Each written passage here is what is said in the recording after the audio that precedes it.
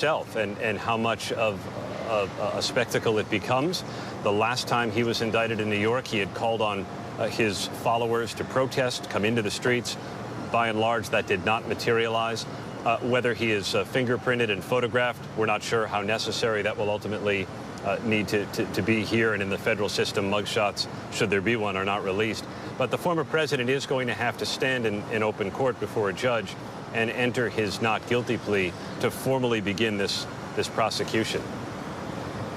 All right, stay with us, Aaron and Asha. Please stay with us as well. Our Mary Bruce, chief White House correspondent, joining us now. Any word from the White House at this point, Mary? I know that the president briefly spoke about this yesterday, but since all these new developments have happened, any update? Yeah, Kira, no word from the White House, and from everything that we have been told, you are not going to hear any word from the White House or the president. The president does not want to touch this. He doesn't want to go anywhere near this because they have said that, they are not commenting intentionally, and that is because the White House says it's because they respect the rule of law and they respect the independence of the Justice Department. This president has gone out of his way, really, to try and show that he respects the independence of the Justice Department, and he also knows that this is an incredibly tricky position for him to be in politically. He knows that if he is to weigh in here, if he's going to comment on this indictment one way or another, that Donald Trump and his team could use whatever the president says to essentially as fuel for the former president, for Donald Trump's claims that this is all politically motivated. Joe Biden doesn't want to give him that opportunity or that chance, and so he is not going to be weighing in on this. Instead, he's continuing just to do his job because the White House and certainly the Biden campaign feel that the best counterweight to Donald Trump is simply to show Joe Biden being as presidential as possible. Kira. How do you think this could impact Trump's presidential run? And are any of the other Republican candidates saying anything today or planning on saying anything possibly? Well, look, you now have a dozen Republicans running for president, and only one so far has said that because of this indictment, Donald Trump should stop his run for the office again. Even those candidates, Mike Pence, Chris Christie, who have come out and been very critical of Donald Trump, are not going there when it comes to this indictment.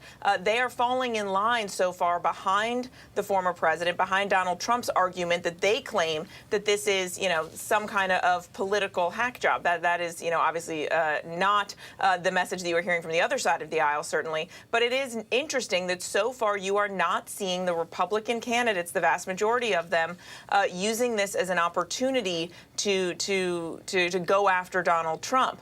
What will be interesting to see, Kira, is whether that remains to be the case after we actually see this indictment and learn more about these charges. And Asha, just talking about the charges and hoping to see more from this indictment and the fact that, we can't forget these pictures and the raid and the shots of all those classified documents at Mar-a-Lago. But when it comes down to it, do we really know how damaging all of this was, as we're sitting here looking at the documents now, to national security? I mean, how damaging to national security was Trump's handling of these documents? Do we really know? Will we ever know? We may not know completely the full picture. The FBI recovered hundreds of documents, but obviously the government is not going to use all of them. They're going to use some handful of them to prosecute this case. And this is one of the trickiest aspects of prosecuting an espionage case for the government, because you have to disclose, it's a public trial, they're going to have to disclose the information to the defense, to make sure that they can mount their defense. And they have to consider that it could be leaked or it could become public. So they can't actually use something that is so sensitive, like the nuclear codes or something like that. On the other hand, they can't use something that is sort of, not that really feels important, even if it's classified as confidential, because it would seem like this is too serious of a charge to be bringing for something that is not super sensitive. So what they're looking for is called the Goldilocks documents, the ones that are just right, the ones that will convey to a jury and presumably to the public that these charges were warranted, but where the disclosure would not severely damage national security. So what I am looking for is what the substance of these documents are, and if the government is going to actually go ahead and make it public so that the public can see what was at stake here.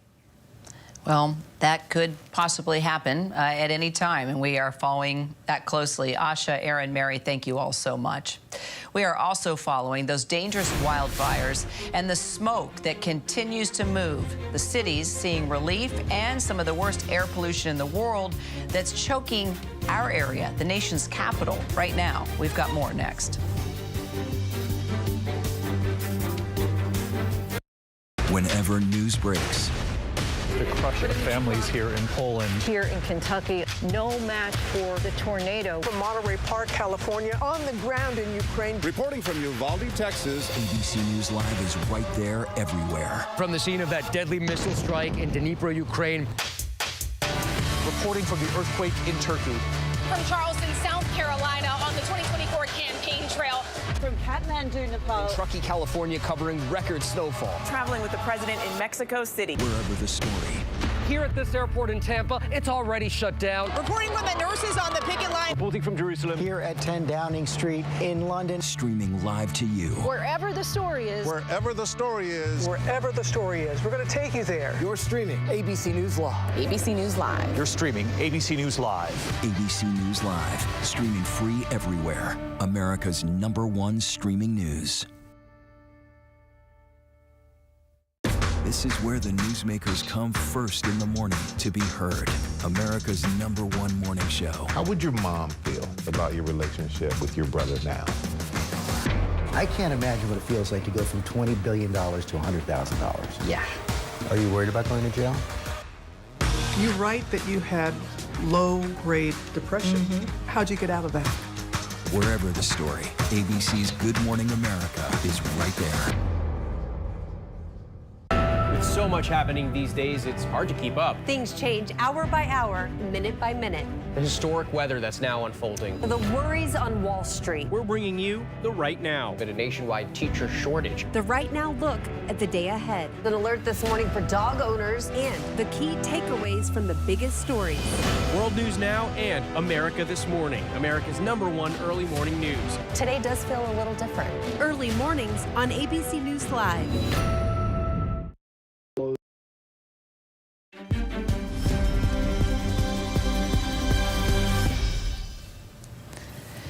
So we are still following all the health warnings right now as 20 states remain under air quality alerts as the smoke from those Canadian wildfires stretch into the south. While visibility in the northeast has improved, major sporting events are still in question, including the Belmont Stakes that's scheduled for tomorrow.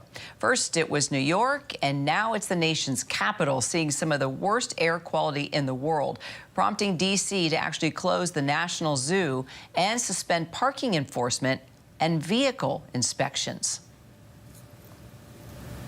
Well, now we are seeking sunshine today with every inhale and exhale as we introduce you to a young man using his own life story to teach us how meditation and mindfulness can change our lives. Demetrius Napolitano was just 2 years old when he went into the foster care system, and he says it was pretty awful. He says he experienced years of mental, physical, and sexual abuse as he moved through dozens of foster homes, eventually landing in a Brooklyn detention facility. Well, Demetrius says he just wanted to give up until he met a social worker who says, well, convinced him otherwise and finally got him placed in the perfect home. Next came college and then an unexpected awakening while still struggling with his traumatic past. It was his adoptive father, John, that would teach his new son how to focus and how to breathe. He says it was transforming. Meditation then led Demetrius to India to perfect his practice for 9 months so he could come back to help other children. That's when his mission to foster meditation began. Inhale, raise your palms, look this way, and then slowly exhale, relax. Let's do that 2 more times. Inhale, raise your palms all the way up, and then slowly exhale. One last time, baby. Raise your palms up, interlock your fingers, turn them inside out. Open your heart center, and then slowly exhale from your palms in. Give this back, and then look up and smile. And Demetrius has now gone back to his childhood school in East Harlem to help at-risk and foster kids just like him and teach them how to find peace and healing through every breath and affirmation. Demetrius, along with one of his star students, 7th grader Jaher, join me now to talk about this transforming program. Hey, guys, great to see you. Hey. Hey. Hey. Thank you for having us. Oh, so Demetrius, let's start with you. What a gift you are giving these kids. Tell us how you have just witnessed the change in your students like Jaher, and where they have come from and where they are now through this program. Yeah, I mean, when you look at what's going on right now in the world, it's so much anxiety, so much stress that children are going through. And so teaching them ways to regulate themselves, as Frederick Douglass once said, it is easier to build strong children than to repair broken men. So when we think about meditation, it helps us to be able to regulate our nervous system by activating the parasympathetic nervous system through each breath that we take. And so for children who are going through so much, as us adults, it's so important for us to take time to just reconnect with ourselves so that we can counter the chaos that is going on in the world by cultivating peace within ourselves. So, Jaher, let me ask you, before you met Demetrius, what did you worry about and stress about? What was it that gave you anxiety? Like, I had enough confidence about going to school. I raising my hand. But, yeah, it was mainly about confidence. I used to stress over confidence. Wow. So then how did meditation help you with that? It helped me a lot by opening and giving me opportunities. I saw through how great I can be. And he told me to shoot for the sky, so that's what I tried to do. That is amazing. So then when you start to worry about something, Jaher, what's the first thing you do? What did Demetrius teach you? First thing I would do is I would usually panic. Last year ago, I used to panic. I would control my breath and take 10 seconds. Or I'll just probably, if I can't control anything, I'll go to his room. He'll sit me down, I'll have a little pep talk, and then I'll just get back into the world. That is amazing. So Demetrius, what was it about meditation and mindfulness that was that took you out of such a dark place and just completely changed your life? Why did you start to believe in it? Yeah, because when I think about my past and being on so many different medications and all the trauma that I experienced in foster care, meditation helped me and is continuously helping me be a participant in my healing journey rather than just be a patient and receive treatment. And so meditation helps with my anxiety. So when my mind is racing, I can sit down and be present with myself. I can use mindful breathing and different breathing techniques to help center myself. And when my body's feeling tense from just the day. Oh, go ahead. Finish. I'm sorry. Oh, yeah. I was just saying that even when I'm feeling tense from the day, using yoga to help recenter my body, and then I can now have a clearer mind so I can face things with clarity. So, Jaher, your advice to other kids, because kids can be rough, right? And they can tease other kids, and maybe they don't realize how cool of an opportunity this is. What do you tell them when they question you about meditation? I would usually tell them is if a kid was in the hallway and he would get bullied or something, I'll ask if they're okay. I'll take them to the teacher. Their teacher will have a little pep talk with them. And I would tell them, don't be a follower, just be a leader. Be yourself. You don't have to impress anyone about being cool. You gotta be yourself. I love it. All right, here's what I'm going to ask you guys to do, because we're at the end of the show. I want you to take us to the break, okay? Demetrius, Fostering Meditation's the name of the program. Jaher, I expect great things from you, son. I want to learn something now. I want everybody to learn something. Go ahead and take us to break. I know you've got a special treat for us, so go ahead. So this breathing practice that we're going to do is called alternative nostril breathing. So Jair is going to model it for us. We're going to take our two fingers, our index finger and our middle finger. We're going to place it between the space between our eyebrows as the ring finger and the pinky hangs over the left and the right thumb hangs over the right nostril. Now, Jair, we're going to gently press down the left nostril and we're going to slowly now breathe in through the right nostril. Close both nostrils. And then now slowly exhale through the left. Slowly breathe in through the left. Hold, close, and exhale through the right. And so this practice helps with being able to regulate your nervous system. It helps with increasing focus, and it helps with being able to center yourself in the chaos. And so Jair is going to end with the ringing of the bells. There we go. Ring the bells. And then we will have much more news with peace and tranquility on the other side. Go ahead. Slowly breathe in and exhale. That's it.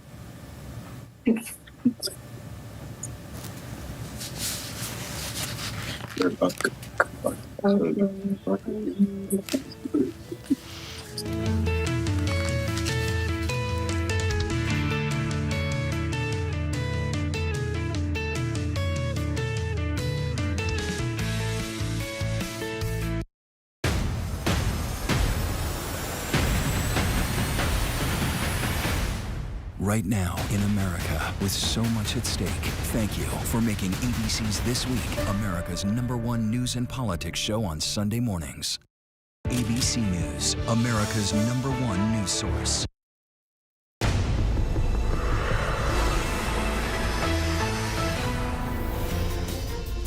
And good afternoon, everyone. I'm Kira Phillips. Today on ABC News Live, the unprecedented federal indictment of Donald Trump for his alleged mishandling of classified documents. What we're learning about these charges, the evidence, and Trump's own words apparently caught on tape. How the former president is now responding, including the sudden shakeup of his legal team.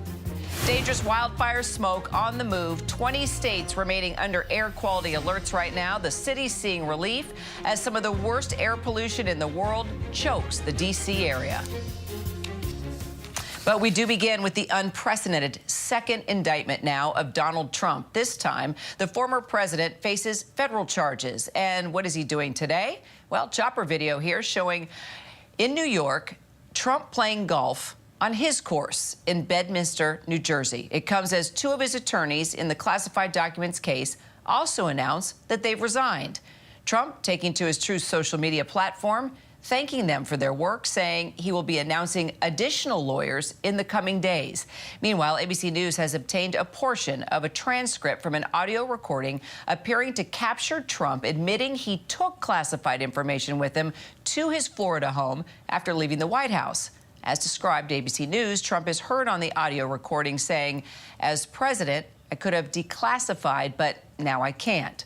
Sources also telling ABC News the former president faces at least 7 federal charges, including illegal retention of government documents regarding national security and conspiracy to obstruct the government's efforts to retrieve those documents. The former president denying any wrongdoing, now due in court in Miami on Tuesday for an arraignment. So far, the White House is refusing to comment, but our Justin Finch leads us off from right here in Washington. A landmark decision from the federal grand jury voting to indict former President Donald Trump in the special counsel probe into Trump's alleged mishandling of classified records. Trump, now the first current or former U.S. president to face federal charges.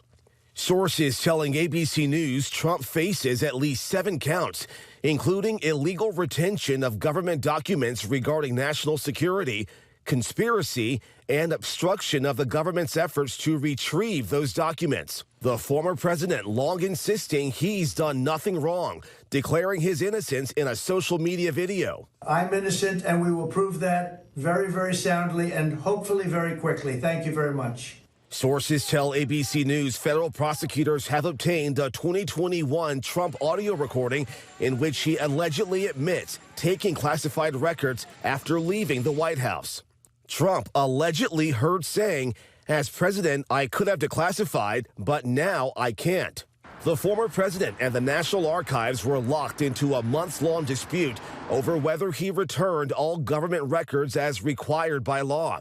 A federal judge later authorized an FBI search of Mar-a-Lago, which turned up more than 100 classified records last August, even after Trump's lawyers said all were returned.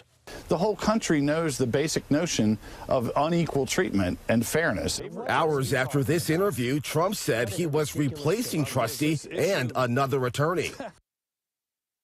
And sources tell ABC News that Trump-appointed Florida federal judge Eileen Cannon is being assigned to oversee Trump's case, at least for now. Judge Cannon also presided over the initial Mar-a-Lago case and assigned a special master to independently review those seized records. Kira?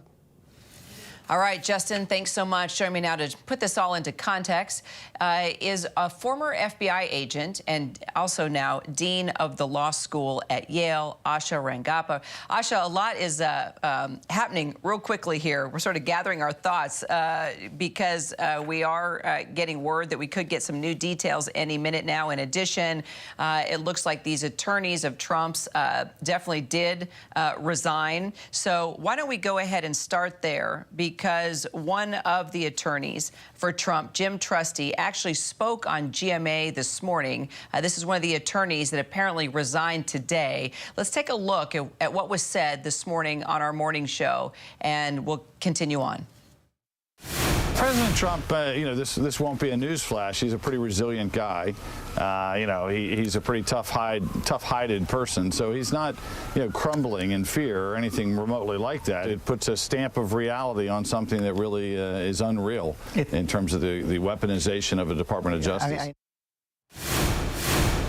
All right, doesn't look like or sounds like he said anything that would upset his boss, right? He's just basically talking about how resilient Trump is and that this is, the DOJ going forward with things that, the president, clearly former president, feels is a witch hunt. So why do you think the attorneys, and I know maybe it could be speculation, but why do you think these attorneys have decided to resign? And what does that say about where this is going? Yeah, it's really hard to say, Kara. Like, we know that in the past, some of his attorneys have been complicit or even implicated in some of the things that are happening now. So, for example, a couple of months ago, a judge ruled that Jack Smith, the special counsel, could pierce the attorney-client privilege of his former attorney, Evan Corcoran, to find out the role that he played in terms of certifying to the Department of Justice that these documents had been turned over. No. That's called the crime fraud exception, when you're using your attorney to conceal or commit a crime. We don't know if maybe he asked his attorneys to do something that they're not willing to do, and they're resigning. Maybe something has come up, or another option here is it could be a delay tactic. We know that Trump's go-to is delay, delay, delay when all else fails. And when you get rid of a legal team and you bring a new one on, those people have to get up to speed, and those can entail delays of court proceedings while those attorneys get back up to speed. So I think it's really hard to say right now, but there are a number of different possibilities. So, as we well know, Trump does things the way Trump wants to do things. He has definitely been, there have been those out there that say, look, he just kind of operates thinking he's above the law. I mean, right now we're looking at video that was taken from one of our affiliate choppers of him teeing off on his golf course in Bedminster. I mean, he was indicted yesterday and he's playing golf today. He just sort of seems to, whether it was the first time he was indicted and now he's indicted again, this time federally, the next day he's out on the golf course. He allows members of his legal team to just resign. More than likely, that's a good point. He could have told them, look, I want you to say this and that and do this and that. And they said, nope, not going to happen. It's not the first time we've seen a shakeup in his legal team. We saw what happened also to Michael Cohen as well, who was allegedly one of his closest advisors and lawyers. And he had no problem getting rid of him when he didn't like what he was seeing. So I guess moving forward, Is there anything, Asha, at this point that is going to actually make the former president sit down and recognize what is before him? Indictments don't seem to shake him much. If you look at what he's doing today and how he's reacting, saying he's still totally innocent. Yes, well, once the machinery of the judicial system starts rolling, I mean, he will have to participate and pay attention. I mean, there are things that happen. There are hearings. I mean, eventually there will be a trial where presumably he's going to be present. He's going to be sitting at the defendant's table. But, you know, I think this is where the delay comes in. If he can delay enough, maybe he sees some light at the end of the tunnel. I don't know that he's faced the reality that he's under indictment in 2 jurisdictions. And I think the added complication here is he may be feeling okay that this case is currently assigned to Judge Eileen Cannon, who, you know, in the previous civil lawsuit that he had after the search warrant was executed, where he tried to recover some of the documents, claiming that they were covered by executive privilege or that they were personal documents, you know, she was very much leaning in his favor to the point where an appeals court overruled her, saying that she had just gone too far, that she was clearly erroneous in her application of the law. So maybe he's feeling good about that right now, but eventually he will have to face the music. So let's talk about the evidence right now, and more specifically this recording that apparently captures Trump talking about the classified documents. How powerful do you think this recording is, and how it played a part in this? In addition, we're also learning that special counsel has apparently also charged an aide to the former president as well. So all these things continue to develop since we got word officially of the indictment yesterday. So let's start with the evidence, and what do you make of the audio recording? So the audio recording to me is most significant in that it undermines potential defenses that Trump could make. So, you know, the most obvious defense that Trump could have made, and I think if I were his attorney, I would have advised him to make, is, you know, oops, I had no idea I had these documents. You know, other people packed these boxes. I had no idea that they were there, and ideally just turn them over. I think this would have gone away at that point. But this idea that he didn't know that he had classified documents and they were in his possession, he's recorded saying that he is holding a classified document, and that he understands also that the classification status means that he can't show it to other people. So this, again, undermines this potential defense that he telepathically declassified things before he left office. So to me, those are the 2 main things. If that document actually exists, if that was a real document, then that itself could be its own violation and evidence of a crime. All right, and just, Asha, I understand we've got our Aaron Kontursky with us now, our investigative correspondent. He's there in Miami, where the indictment actually came down. So, Aaron, this is sort of a, no surprise, fast-moving story. We are getting clearly more information about this indictment. We may possibly get more information if indeed it will be unsealed. We will be able to learn more. Trump now, moments ago, our affiliate, I think you saw the video of the helicopter. He's on the golf course. He's been indicted for the 2nd time, and today he's playing golf. So, and then he's got members of his legal team that have resigned. So where do we even begin, Aaron? Well, the former president, Kira, is clearly showing an air of confidence as he has 2 attorneys resign, as he prepares to show up here to federal court in Miami to be arraigned on these charges. He's out golfing, so he is clearly trying to relax and certainly portray an image of confidence. Behind the scenes, though, the former president does need to secure new legal representation. We understand part of that is likely to include Todd Blanche, who also represents him in the criminal case in Manhattan, where he faces 34 felony counts of falsifying business records. Here, he is expected to face charges under the Espionage Act and also obstruction statutes that, taken together, could be punished, in theory, by decades in prison. So it's a grave matter. And the former president is expected here on Tuesday. That's when the summons told him that he would have to show up to answer these charges, Kira.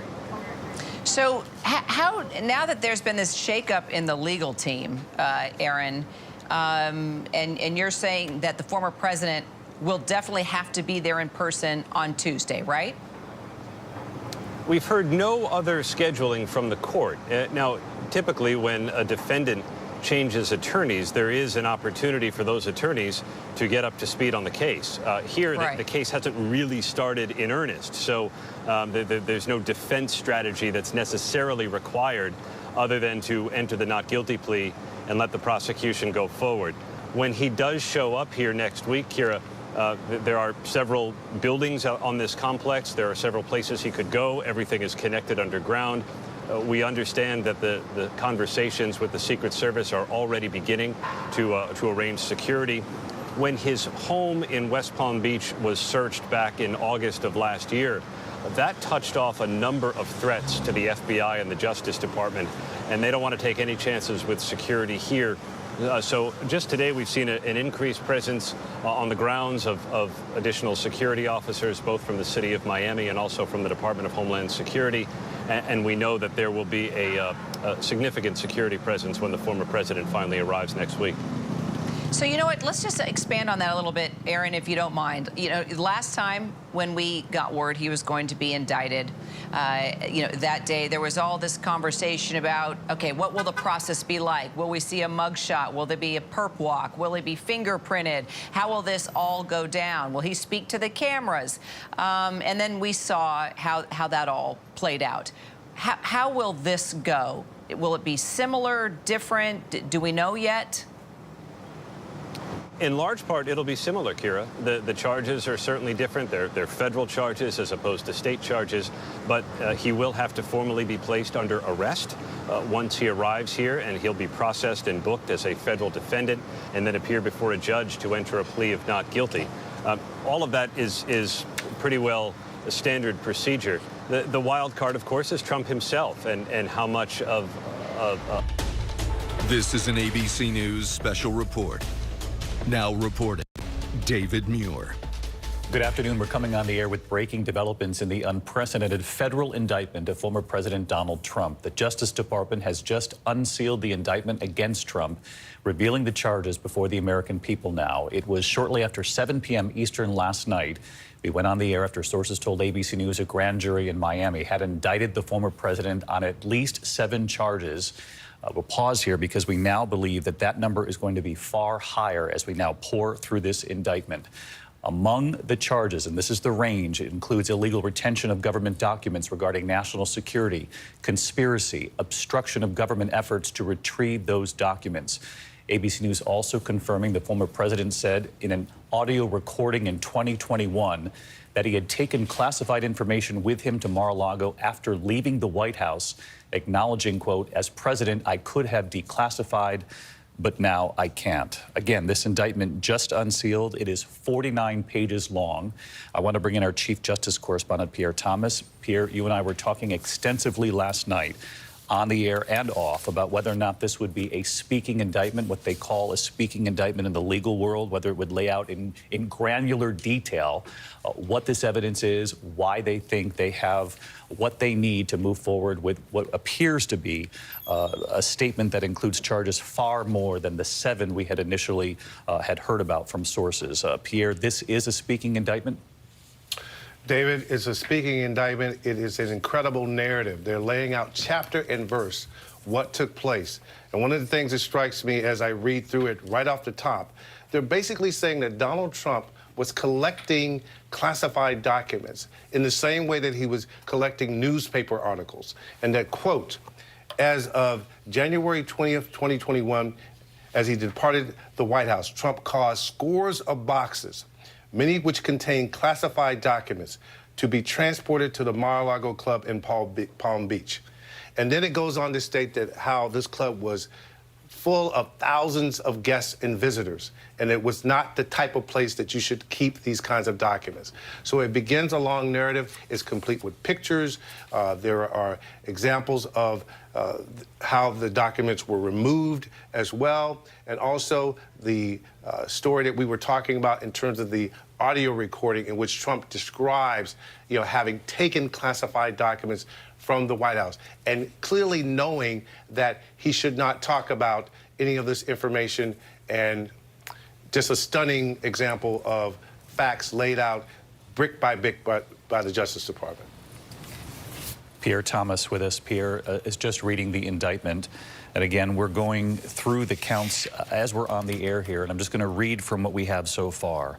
31 counts of willful retention of national defense information, 1 count of conspiracy to obstruct justice, 1 count of withholding a document or a record, 1 count of corruptly concealing a document or record, 1 count of concealing a document in a federal investigation, 1 count of scheme to conceal, 1 count of false statements and representations, 2 counts of false statements and representations. That's the list of counts. This is well more than 30 counts. And as we were on the air last night, sources telling us that the Trump team was aware of at least 7 counts, at least a range of 7 areas of charges. Now that this indictment has been unsealed, we see this as far more extensive in its nature. I want to bring in John Santucci, who's looking at this indictment too, and you see, John, the narrative form of this indictment, the great detail, even the photographs they have included to help tell their story. Yeah, David, as you well know, I have been to Mar-a-Lago many times over the years, and there was an image for our control room that we just showed when you were talking with Pierre. That is a ballroom right off of Mar-a-Lago. It's the image, David, we see of boxes on a stage for the control room to show our viewers. That is a room, David, that is surrounded by French doors. It is easily accessible. Anybody can walk in there. I have walked freely in and out of that ballroom. It's quite small.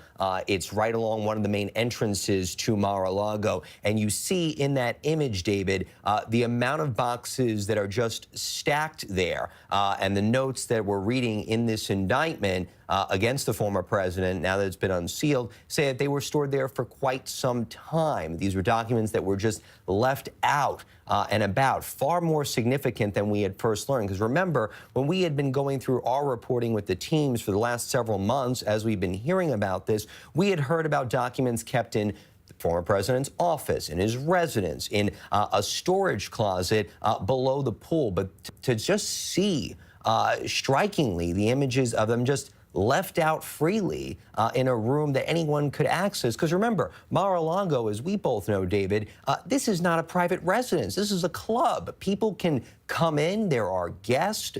You could be a guest of a guest and come have lunch out on the pool deck. It's really quite amazing to see that there is documents just left out freely in open places where, frankly, anyone could go. All right, John, let us know as soon as you hear from anyone in Trump's orbit, their reaction, because it's my understanding that the moment this was unsealed is the moment they're now seeing the extent of these counts. Again, 38 total counts from Special Counsel Jack Smith. I want to bring in our senior investigative reporter, Aaron Kotursky. He is live in Florida for us at this hour. And of course, it is in Florida at federal court in Miami, where the former president has been told to show up in federal court Tuesday afternoon at 3. And again, Aaron, this number, 38 total counts, obviously historic to charge a former president with federal criminal charges.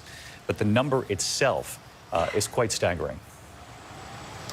The number is staggering, and these charges, some of them fall under the Espionage Act, David. They fall under obstruction statutes that, taken together, are in theory punishable by decades in prison.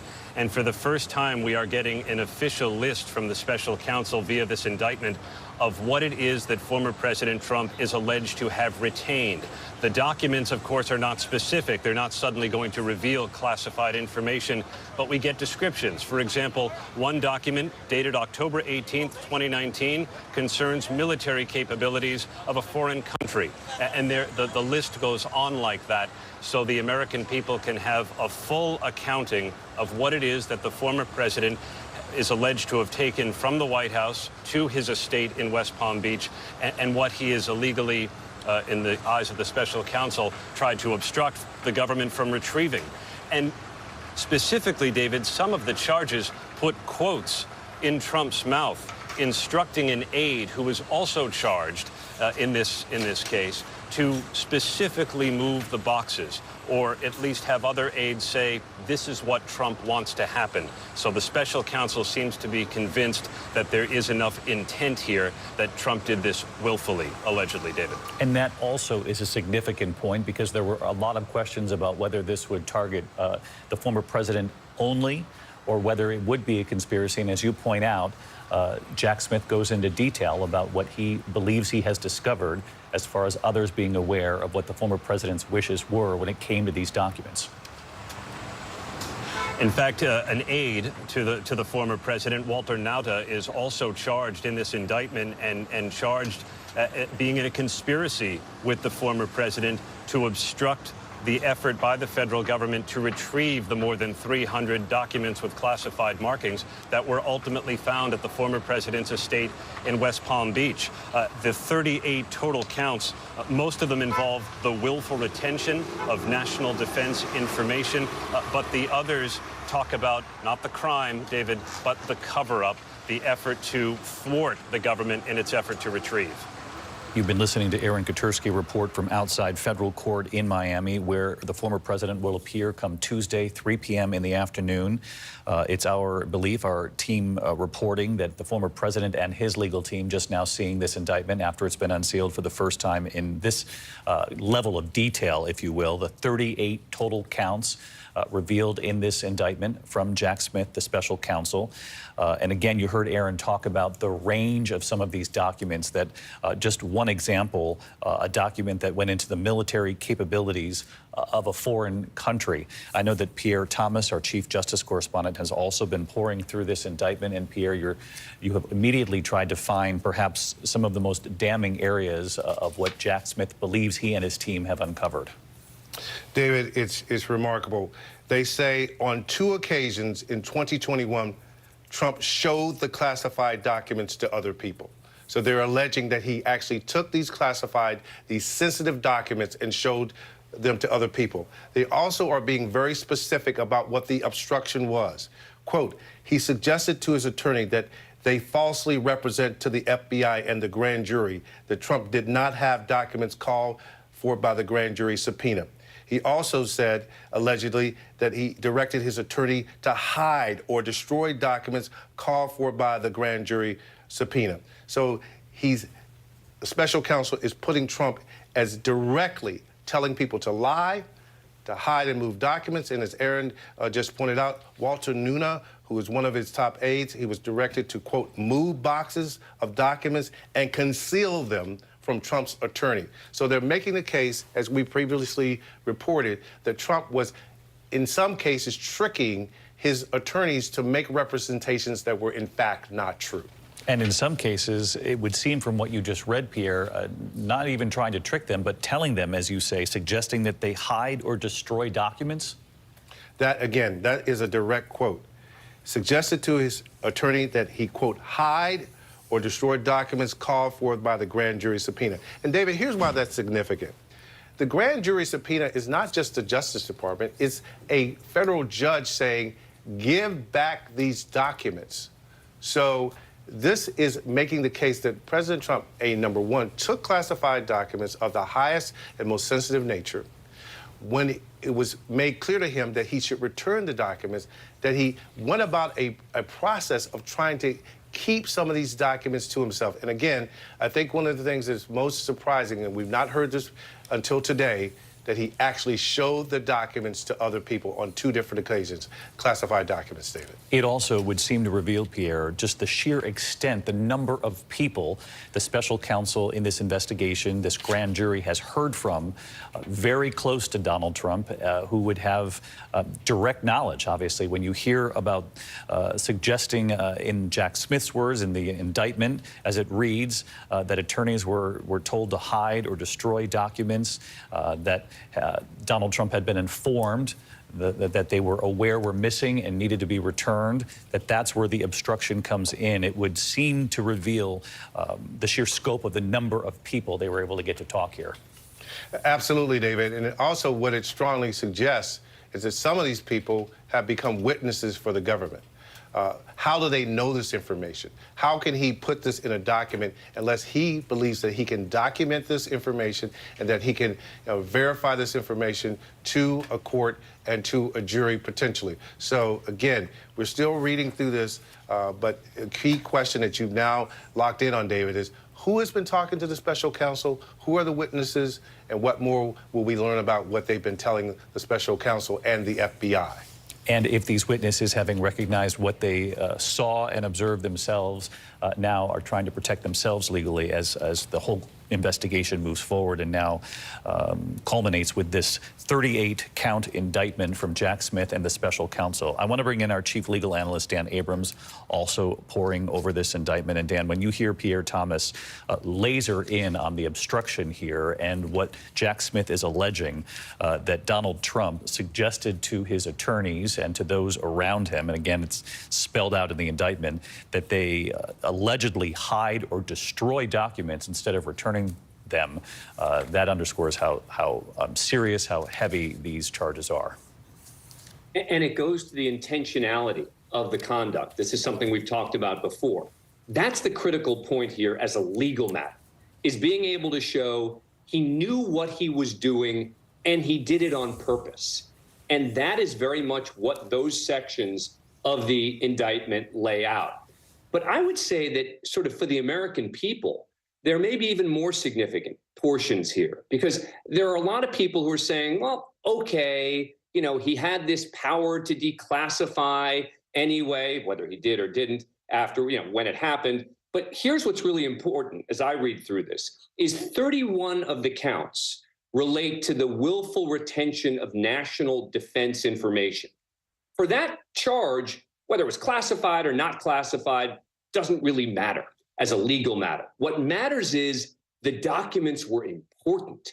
They were sensitive. They were critical. And when you read through the summaries, and you heard Aaron do a couple of them, I mean, number 19 of the 31 is undated document concerning nuclear weaponry of the United States. That's one of the documents that we're talking about.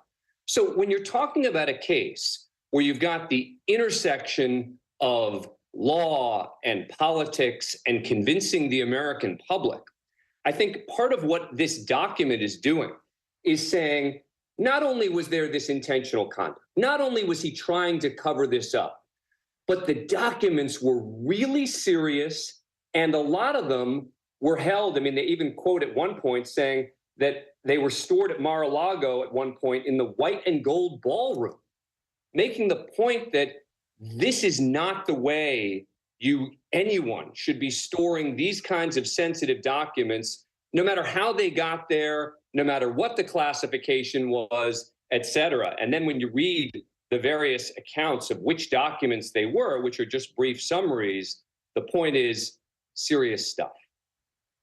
Dan, just to underscore what you've mentioned there, and Pierre actually cited a couple of examples too, and I just want to reiterate this for the audience watching our live coverage here on ABC News of what we're learning in this 38-count indictment. 37 of the counts are directly targeting the former president. This is for a myriad charges, including willful retention, and that was the point Dan Abrams was making, that it wasn't just that he had these in his possession, it was willful retention is what the allegation is from Jack Smith. 31 counts involve national defense documents. As you heard Pierre Thomas report, one document in particular talked about the military capabilities of a foreign country. Dan Abrams adding to the conversation, saying another document allegedly involved nuclear weaponry, the nuclear capabilities of the U.S. And again, this wasn't, Jack Smith is not saying here, not alleging here that this was accidentally in his possession, but that he was willfully retaining these documents. And to add a layer onto that, that is this layer of obstruction that once government authorities learned that he had these documents in his possession, that then there was this added layer of obstruction, efforts to not return the documents. The allegation in this indictment that's now been unsealed, among the allegations when it comes to obstruction, is that he informed attorneys, people in his circle, again, this is according to the special counsel, to hide or destroy documents. And I want to bring in our chief Washington correspondent, Jonathan Karl, because that would seem to be a significant piece of this indictment, John.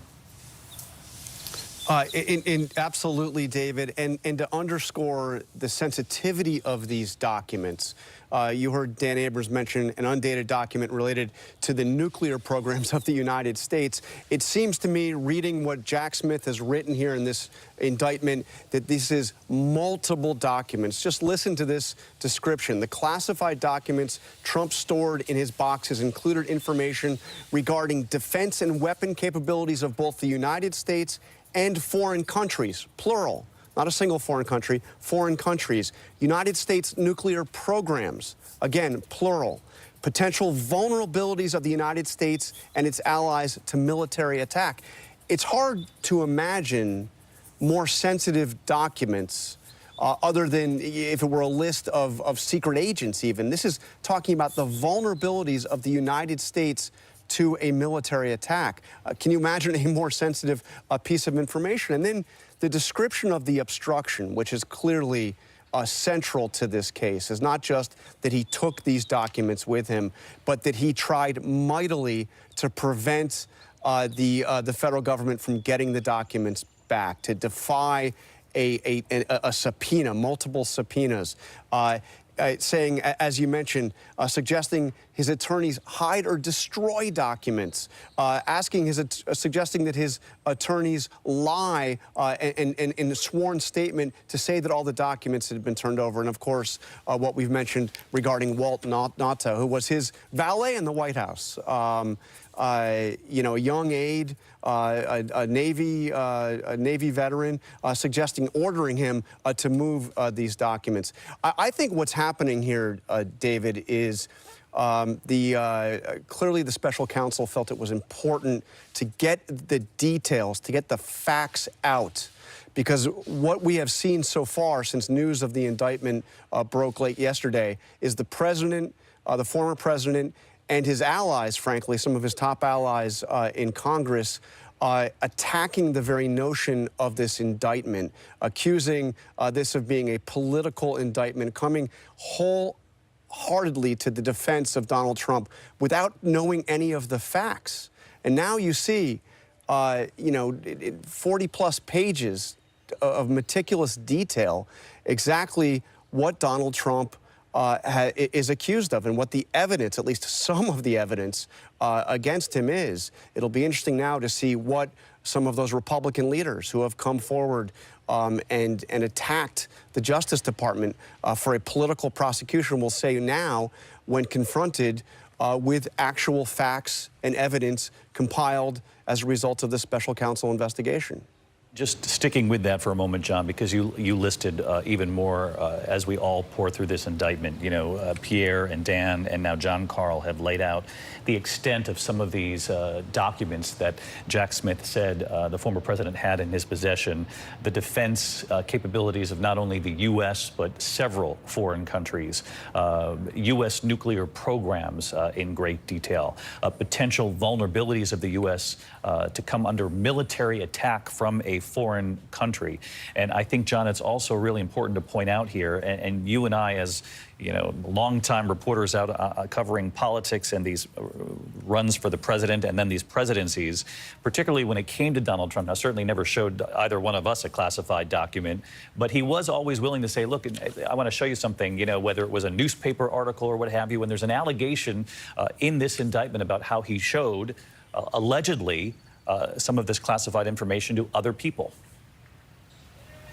At the very least, to the people that were working with his former chief of staff, Mark Meadows, on writing Mark Meadows' book. This is, one key piece of evidence is the audio tape of that discussion where Trump is referring to a highly, what he is describing as a highly sensitive, highly classified document regarding a potential plan for attack that was prepared for him against Iran. Again, think about how sensitive that is. Iran has a rapidly advancing nuclear program. There are military plans developed by the Pentagon for what would take place if it came to a military engagement with Iran. Those are, again, incredibly sensitive documents that would be of immeasurable value to enemies of the United States. And of course, any one of these classified documents might gain the attention of federal prosecutors. And we have, in witnessing the release of this indictment today, seen that there is a list of documents laid out in this speaking indictment, is what they call it in the legal world, in great detail. I just want to read to the audience watching right now. This is a statement from the special counsel's office, Jack Smith's office, just moments ago. An indictment returned on Thursday, June 8th, obviously yesterday, in the Southern District of Florida, charging Donald Trump and Walt Nauta, that John Carl just mentioned, was unsealed today. The defendants have been summoned to appear on Tuesday, June 13th, 3 p.m. That's what we reported last night here. 3 p.m. in courtroom 13-3 at the Wilkie Ferguson Federal Courthouse in Miami. The statement goes on to say Trump has been charged with willful retention of national defense information, conspiracy to obstruct justice, withholding a document or record, corruptly concealing a document in a federal investigation, scheme to conceal, and false statements and representations. They go on to talk about that aide that John Carl just mentioned moments ago, saying that Walt Nauta has been charged with conspiracy to obstruct justice, withholding a document or record, corruptly concealing a document in a federal investigation, scheme to conceal, and false statements and representations. And here's where the math adds up at this hour. We mentioned 38 counts. 37 of those counts directly involve the former president, Donald Trump. One of those 38 counts involves Walt Nauta. I want to bring in Catherine Falders from our investigative team. Catherine was among the first to report out the range of these charges just after we came on the air last night. And Catherine, I remember when you told me on the air at least 7 counts, and to see 38 in total, 37 now, directly targeting the former president. It's really incredible. And that statement that you just read from Jack Smith laid out those 7 categories of charges that we reported, those at least 7 categories of charges that we reported last night. But what's remarkable about this is seeing this number, 38 counts in total here, 31 of those under this willful retention of national defense information. Those 31 documents under just that one charge are laid out in specific detail in this indictment. And of course, as you heard John Carl and Pierre Thomas talking about, this is an indictment that includes Donald Trump and Walt Nauta. Trump is charged with 37 of these counts. I think that's important. And then when you look at what Nauta is charged with, 6 counts in total. So that's the breakdown of the math here and where we're getting this. But exactly what we reported last night, we know the categories. We knew it was at least 7 counts. We knew at least 7 charges. But remarkable to see, especially that 31 number under that willful retention of national defense information. And when you read through this indictment, David, what was striking to me especially is when you see how Trump was talking to his attorneys. On one of the pages here in his response, he is saying, well, what happens if we just don't respond at all, or we don't play ball with them? These are questions the former president is asking his lawyers. This is what Jack Smith is alleging Trump's obstruction of justice, his obstruction of their probe, and essentially not wanting to respond to the subpoena, despite Trump saying that he had been forthcoming and honest. David? To that point, Catherine, let me follow up with you, because we have a lot of viewers who will say, well, wait a minute, we heard classified documents were discovered at the home of Mike Pence. He's now been cleared. We reported that out in recent days. We know that classified documents have been found at a former office of President Biden and at his one of his homes, that there are these multiple investigations now involving classified documents. again, and we certainly don't know inside what they have found when it comes to the president. We know that Mike Pence in recent days was cleared. He had said it was a mistake, that it was an accident, turned the documents over as soon as they were requested. That's what the president contends. President Biden and the White House have said that they have also completely cooperated. Again, that is an investigation still underway. But what you just described right there, Catherine, would seem to be sort of the dividing line, the line in the sand here that differentiates the cases, what we know about them at this point, which is Jack Smith alleging in this indictment that this was not just classified documents by accident in the possession of a former president, but that when they were requested, that the former president then turned to his lawyers, to members of his team, and went over some of the options: hide, destroy documents. And as you just read, Catherine, can we just ignore the request to turn over these documents? Can we just simply not play ball? And that would seem to be obviously a key differentiation with what we know so far. And it's precisely that dividing line that you describe here. I think the easiest way to break it down is how did Trump, how did Pence, how did Biden respond when they found these classified documents, when they knew these documents were in their possession? Obviously, the Biden matter is still under investigation by a special counsel. When Pence directed his attorneys to look for these documents, Pence immediately notified the Department of Justice and turned them over. Pence knew that he shouldn't have these in his possession. The difference here, and I think this will be emphasized in court by prosecutors, is that once investigators knew that they were in Trump's possession, Trump did not give them back. In fact, he went to court to fight it for months to claim that these documents were actually his and that they belonged to him, despite the government's multiple attempts to get them back, despite Trump having his lawyers certify in a written statement that they had all been returned. The reality was, and frankly, David, still is, that prosecutors do not know whether or not Trump still has any classified documents in his possession. Catherine Falder's reporting in. Catherine helping us to break the news last night here on ABC and now going through the indictment with the rest of our team. Our thanks to you, Catherine. I want to bring in Pierre Thomas because, Pierre, we can now report that the American people not only have been given this indictment now to understand more fully what Jack Smith and his team believe they have discovered and have presented to a grand jury, the grand jury allowing for this indictment, of course. And now we will hear from Jack Smith himself. David, the man who's not uttered a word in these many 6 months since he's been in investigation, will walk to cameras today. He will make a statement.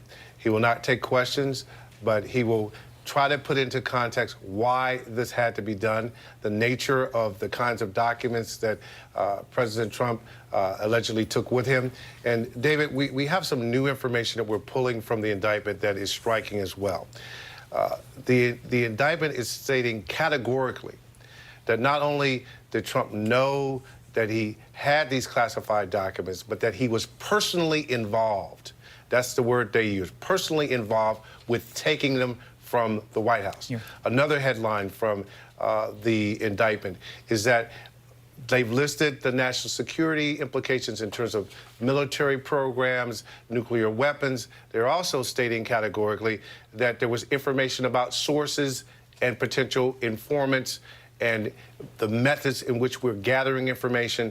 And there's a list of the different kinds of agencies impacted by the kind of documents that President Trump allegedly took. The Central Intelligence Agency, he took documents relating to their work. He took documents related to the Department of Defense. He took documents related to the NSA, also the Department of Energy, and also the State Department. So they're listing that he had a personal file, if you will, of some of the most classified documents from some of the most sensitive agencies in the federal government. And as Catherine was just pointing out, this exchange with his attorneys, in which the attorneys apparently took personal notes. And again, you can see the level of investigation that the special counsel went to in terms of getting this information. This exchange where they have the notes of the attorney, and the president allegedly says, quote, "I don't want anybody looking. I don't want anybody looking through my boxes. I really don't. I don't want you looking through my boxes." Well, what if we just don't respond at all? Wouldn't it be better if we told them we don't have anything here? Well, it'll look better if there are no documents. It's just stunning, David. Pierre Thomas, our Chief Justice Correspondent. Pierre, thank you. And to Pierre's point here, in reading through the indictment, one of the things that Jack Smith lays out, he says, during his presidency, Trump gathered classified documents and other materials in boxes, including information regarding defense and weapons capabilities of both the United States and foreign countries, United States nuclear programs, potential vulnerabilities of the United States and its allies to military attack from another foreign country, and plans for possible retaliation in response to a foreign attack. The unauthorized disclosure of these classified documents, Jack Smith says in this indictment, could put at risk the national security of the United States, foreign relations, and the safety of the United States military. Martha Raddatz, our Chief Global Affairs anchor, what do you make of this? David, this is so serious, and I am struck by this as well. It's certainly putting our national defense and our safety at risk, but also classified information related to intelligence sources, methods, and analytical processes. That, when he's talking about intelligence sources, those are people possibly who helped the United States, who helped keep us safe, and they too could be in danger if we are talking about human sources here. And as to those meetings that Donald Trump was having according to these indictments, and we do know at one point Donald Trump, according to a source I have, was interested in attacking Iran. In fact, he was told by General Milley that that would be a very bad idea, and General Milley outlined to him what that would entail, and that U.S. forces could be at risk and thousands of people could possibly die. So General Milley was trying to deter Donald Trump, who had been told by a staff member that it would only take 7 days and Iran would no longer be a problem. So this is incredibly classified information that's vital to the safety of the United States. David. Martha, thank you. And of course, one of the first people to confirm that the indictment was taking place last night was Donald Trump himself on social media, saying, I have been informed that I have been indicted, going on to say I am innocent. And again, innocent until proven guilty in a court of law, obviously, and this is very early on. Again, we're simply reporting on the vast scope of counts here. 38 counts, 37 of them directly targeting former President Trump himself. And Dan Abrams, our chief legal analyst, as you hear everyone begin to piece together the narrative of this indictment, it is striking the personal involvement that Jack Smith is alleging here, the personal involvement of the former president at every step of the way here. And the fact that a lot of this information about how we know of his personal involvement is coming from his own lawyers. I mean, that's really unique. You don't very often have a case where lawyers are being forced to testify against a client. But here, as we now see in the indictment, what they're alleging is that Donald Trump was effectively trying to fool his own lawyers. And so he was trying to lie to them, to get them to deceive the FBI and others. And that's why this became that very unique situation where someone's own lawyer can be forced to testify. One other interesting point, as we sort of take a breath here and look through the totality of this indictment, is they lay out in very specific detail the classifications of all of the documents. Because there are some who sort of are just throwing all classified documents into one category. Well, there were some classified documents, et cetera. This indictment is very specific.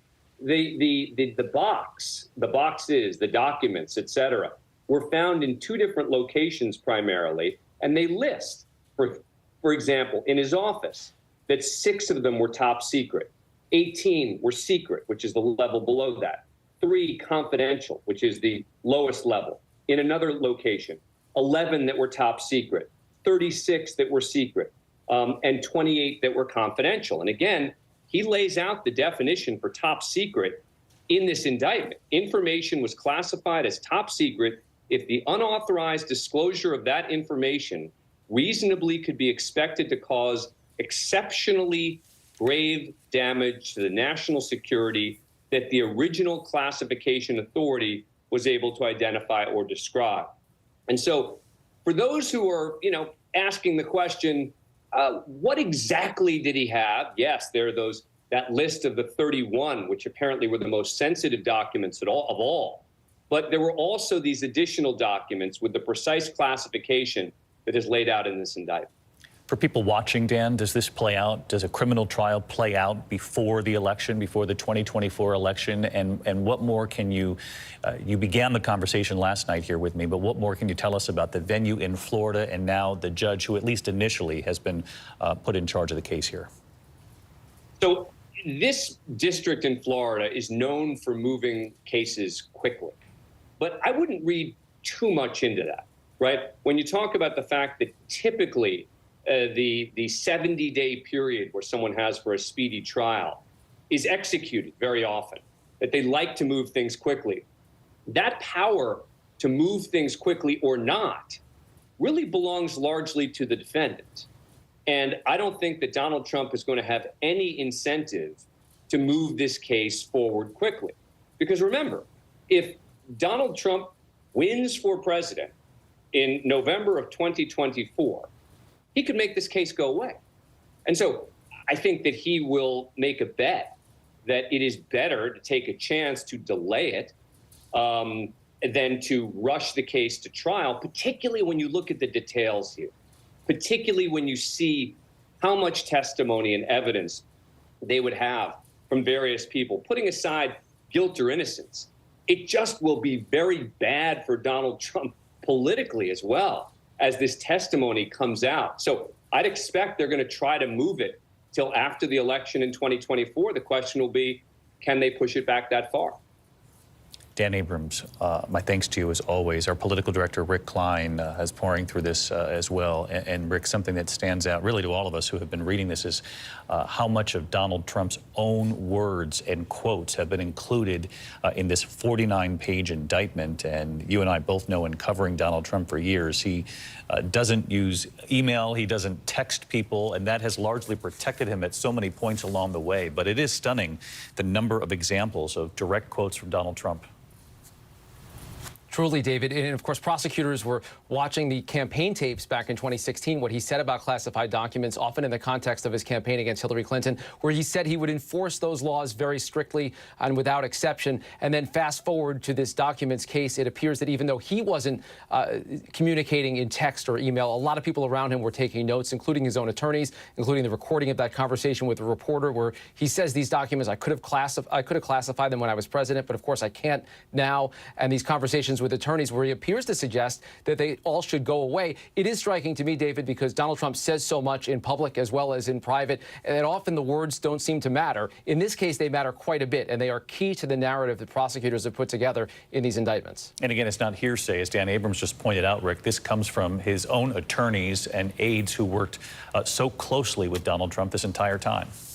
That's right, and the strategy of prosecutors of bringing all these different individuals in for disparate parts of the case, getting them under oath, getting them to recount and recall and provide their notes and recordings, all of that put a squeeze on Donald Trump that he appeared to be resisting right to the end. Now to have this indictment there in black and white, his own words out there as key to the case, is a really stunning piece of this case. As Dan said, very unusual to have lawyers' own testimony involved in this. These are aides around him that are direct witnesses to the activities that are alleged here. Really appreciate it, Rick. Thank you. And of course, Donald Trump, immediately after learning he had been indicted last night, saying, I'm an innocent man, describing this investigation in terms that we have heard before and reported along the way. He has constantly said that he believes this is an ongoing witch hunt in so many words, and other descriptions that he's used in the past for investigations involving him, applying to this investigation as well. I do want to get to John Santucci. John, you and I were talking before we came on the air. The former president had not seen this indictment. He knew the range of charges, as did we, but they did not know the 38 counts and the 37 counts directly involving the former president until this was released in the last hour? David, I have gotten one word continuously from my sources, and that is reading. They are reading through this document right now. They are huddled with him in Bedminster. We saw images of Donald Trump earlier today, out golfing, trying to pass the day. But this document now, David, this is the only thing they're focused on. And, you know, listen, I've covered Donald Trump for nearly a decade. I can tell you one of the things that reading through this document that I know Donald Trump is most definitely focused on is the images. He's flipping through this document. He's looking at the images. How did they get this? Where is that coming from? Just knowing the way that this former president thinks. And then he's going to see that a lot of these images, David, were provided by his most loyal aide. Now, Nauta obviously complied with the subpoena. He turned over that information as part of the special counsel's request. But knowing Donald Trump, that's still going to bother him. You know, we made a note earlier that he said to one of his lawyers, can we just not answer them, not respond? You've got to imagine that seeing those images from his most loyal aide in this document that are really a blow to Donald Trump, that is going to be stinging him right now, David. We're seeing some of those images right here on the screen right now. John Santucci, thank you again. They are reading through this indictment along with the rest of us. Donald Trump's legal team at Bedminster in New Jersey, where the president has been huddled, the former president, with his advisors, knowing this was coming. We had reported earlier in the week of that letter Donald Trump had received from the special counsel Jack Smith in recent days, saying officially, in so many words, that you are the target of a federal criminal investigation connected to your handling of classified documents. We reported that out, that in essence was a signal that this indictment could very well be coming, and now we are reading it. 49 pages, 38 counts, 37 of them directly targeting the former president. I want to bring in Terry Moran, if I could, because it's now coming up on 2:30 here in the East. 30 minutes from now, the country will hear from Jack Smith. We have not heard from him up until this point. We will hear from the special counsel. And one of the things, Terry, is, you know, he certainly could have waited until next Tuesday when the former president has to appear in federal court in Florida to unseal this indictment, to present it to the former president and to the country. But it would seem, and this is just speculation here, but it would seem that they're trying to preempt this sort of vacuum of several days where people can sort of fill the void by putting this indictment out. And Terry, as you know, it's a speaking indictment. It goes into granular detail about what they believe they've uncovered here. It really does, a speaking indictment indeed. And Jack Smith is known as a by-the-book prosecutor. This is not a by-the-book move. This press conference, the release of the indictment before the defendant makes the first appearance, but he's indicting the former president of the United States in the court of public opinion as well. And I think one of the things to the great public interest requires perhaps a departure from that by-the-book approach. And also, as you suggest, there is a strategic necessity here for the government's case to get out because Donald Trump is going to put his case out. And so I think that's one of the reasons we're seeing it. As far as the speaking indictment, there's one thing going through it that it doesn't speak to, and that's motive. Why? Why did he do it? Why did he not just take all these documents home? Why did he connive, according to the indictment, to keep them secret after the government asked, at first politely, and then more forcefully, and then with a subpoena? What is the motive here? There's a great deal of, as we've been reviewing, Donald Trump's own words that do tell you things about his state of mind, where he says to people, I don't want anybody looking. And there's another passage where one of his lawyers has found some classified documents, has them in a folder, asks what he should do with them. And according to that lawyer, Trump kind of makes a plucking motion and just suggests to the lawyer that perhaps you could just toss them out. This is conduct that is chaotic, which people are used to, and according to this indictment, obviously illegal. The question is why? At the end of the day, the jurors are going to be asked to convict the defendant, the man, Donald Trump, and they will want some insight as to why this all happened and how they should weigh the motive here. And I think one of the things that the prosecution has done in this indictment is put in Trump's own words what he was doing and his attitude that he knew it was wrong. That passage where he says, in my administration, included in this indictment are quotes from his campaign. In my administration, we're going to protect classified information and prosecute to the fullest extent of the law those who disclose it. I guarantee you that at the closing argument, the prosecutor will stand up and say, I know it's hard to convict the former president of the United States, but listen to his own words about these laws he was sworn to uphold. We don't get to the why, but we do get to the conduct of the president in his own words in this indictment. Tara Moran on the indictment here this afternoon, and on Jack Smith, the special counsel, who we will hear from less than a half an hour from now. Terry, our thanks to you. I know you'll be back with us in about a half an hour when we do hear from the special counsel, when the American people hear from him. They have already in one form heard from him in this 49-page indictment. Again, 37 counts directed at the former president. Those counts involve willful retention of classified documents, obstruction when it was requested that he turn those documents back over to authorities. And again, as we pour through the indictment, and we will continue to report this out throughout the day, but these documents and the range of documents involving military capabilities of foreign countries, of the U.S. as well, of the U.S. nuclear program and weapons, the capabilities, the risk for the U.S. and our allies to come under attack from foreign countries, and what that potential response would be. That's just some of the range of the documents that Jack Smith alleges that Donald Trump willfully retained. That wasn't a surprise that he willfully retained those documents. That's the allegation. Donald Trump says he's innocent. He is in Bedminster, New Jersey at this hour, surrounded by lawyers and advisors who are reading through this 49-page indictment with the former president. Our coverage continues on ABC News Live, abcnews.com. As I mentioned, about 27 minutes from now, we'll be back on the air with Jack Smith, the special counsel, who certainly knows the weight of history in this moment. I'm David Muir. I'll see you then. Good day.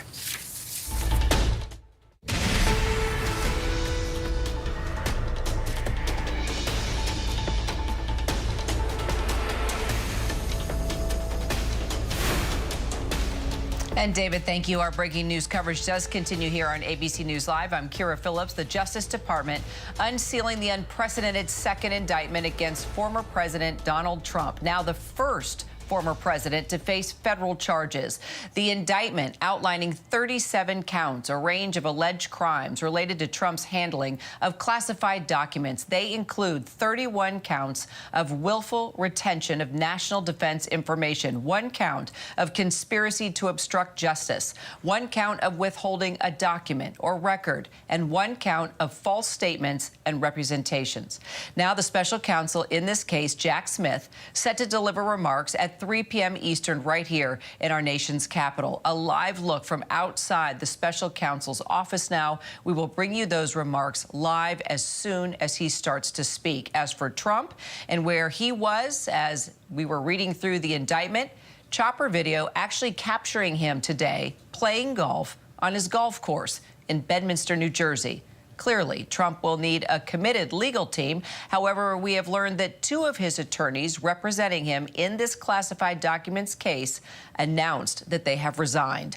Trump taking to his Truth social media platform, thanking them for their work, saying he will be announcing additional lawyers in the coming days. Meanwhile, ABC News has obtained a portion of a transcript from an audio recording appearing to capture Trump admitting he took classified information with him to his Florida home after leaving the White House. As described to ABC News, Trump is actually heard on the audio recording saying, "As president, I could have declassified, but now I can't."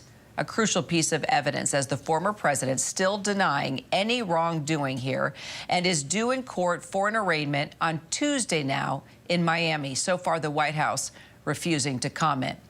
Joining me now, we are going to start with Aaron Katersky, our senior investigative correspondent. He is outside the courthouse there in Miami. As soon as you received that indictment, Aaron, I could hear you. Wow. The narrative, the details. It was pretty astounding just watching you read that indictment as you got it before we all had a chance to parse through it. Why don't we just start from the beginning? And what do you think are some of the most remarkable parts of this indictment?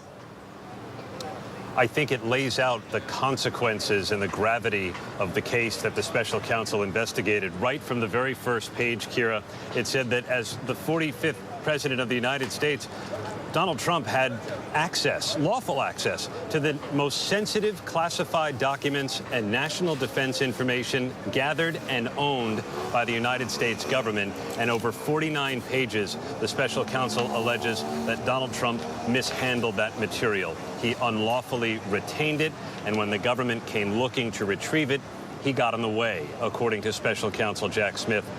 And it seems particularly striking, Kira, how many of Donald Trump's own words are used against him. There's a particularly biting piece toward the start of the 49-page indictment where the special counsel quotes Trump's own words from the 2016 campaign, many of these words directed at his opponent at the time, Hillary Clinton. In my administration, Trump is quoted saying on August 18th of 2016, I'm going to enforce all laws concerning the protection of classified information.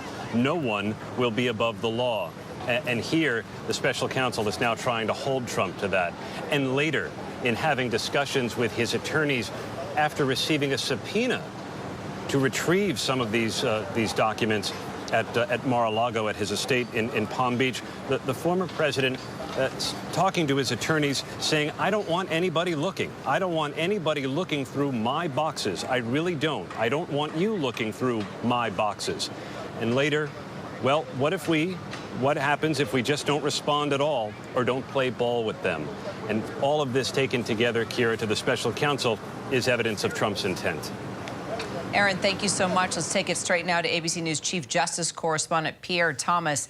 You know, as we listen to Aaron Katersky read the president's own words being used against him, I mean, Pierre, still, as we sift through this indictment, we still don't know the multi-million-dollar question, and that is, why did he want the documents? Why did he do this? Why did he have them? Why is he talking about them? We still don't know the answer to that, right? Well, Kira, we don't have an explicit answer to that based on looking at the documents, but there are some hints. One of the things that we've yet to report on, and we're going to talk about it right here with you, is the second case documented in the indictment where Trump is allegedly showing these documents, these classified documents, to someone unauthorized to see it. And it feels like these were trophies. That's the word I would use. Let me read to you from page 16 of the indictment. It says, in August or September 2021, when he was no longer president, Trump met in his office at the Bedminster Club with a representative of his Political Action Committee. Again, this is who he's meeting with, a representative of his Political Action Committee. During the meeting, Trump commented that an ongoing military operation in Country B was not going well.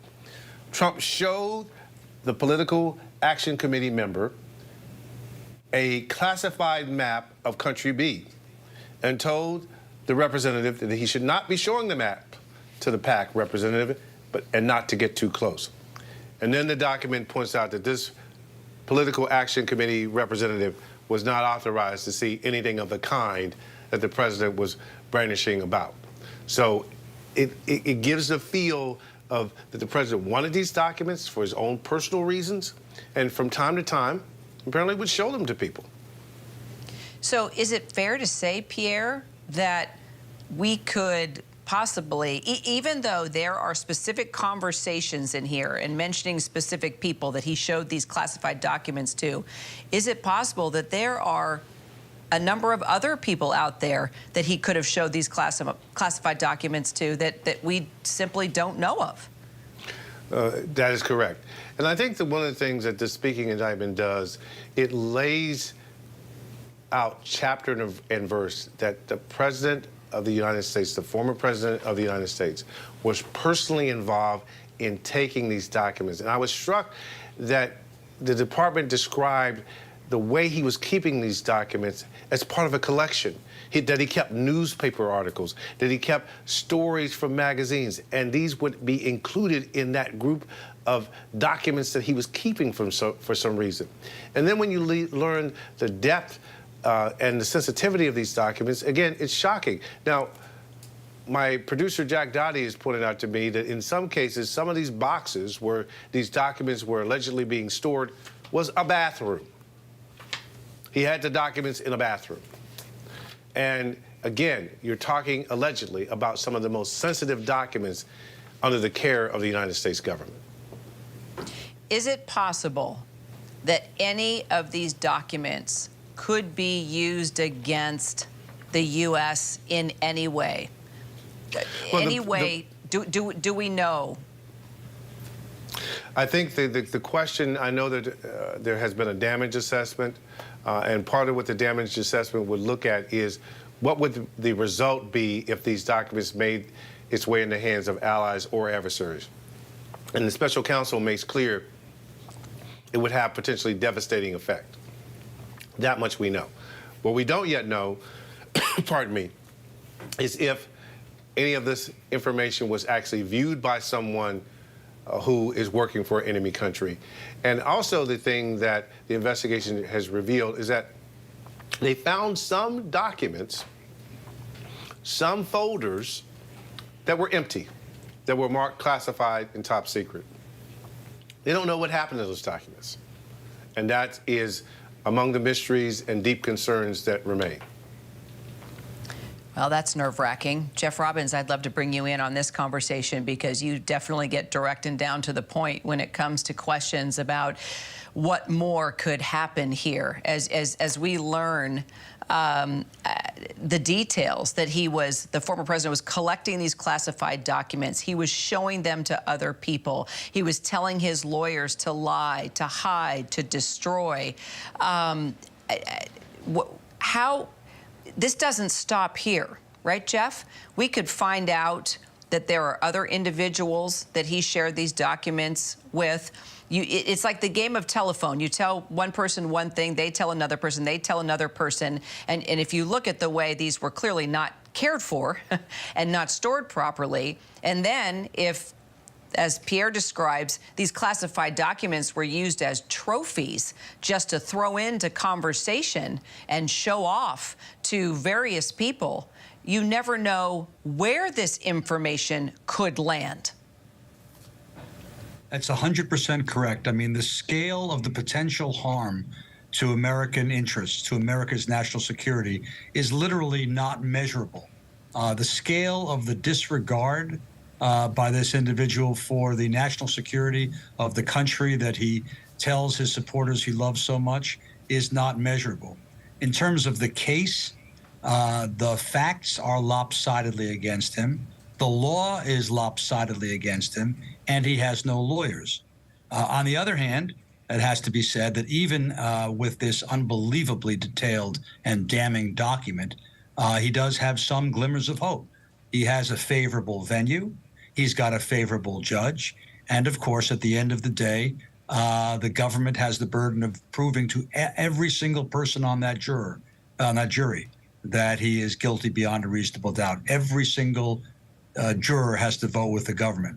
But as you have all been reporting, the facts that are specified in this indictment are unbelievably damning and should shock most Americans. Jeff, in your experience, and as we've been covering not just the first indictment, but now this indictment as well, and the fact that he's facing federal charges here, let's talk punishment. Let's be realistic here. What could he face? What is the worst possible scenario? What's the best case scenario? Well, the obstruction charge alone carries with it a penalty of up to 20 years. And that's, of course, assuming that sentences aren't tacked onto one another. And, of course, he's in his late 70s. So that's, I mean, he could, in fact, get a prison term. The arguments against imprisoning him are obvious. It's a former president and all the rest of it. On the other hand, the very reasons that militate in favor of this indictment, that how can you not indict someone who has done this, militate in favor of a sentence which is real. How do you not sentence someone who has done this if he has in fact done this, as alleged? How do you not sentence that person to jail? So he's facing a very real possibility of real incarceration, real jail time. John Santucci, do we know if the former president is responding yet?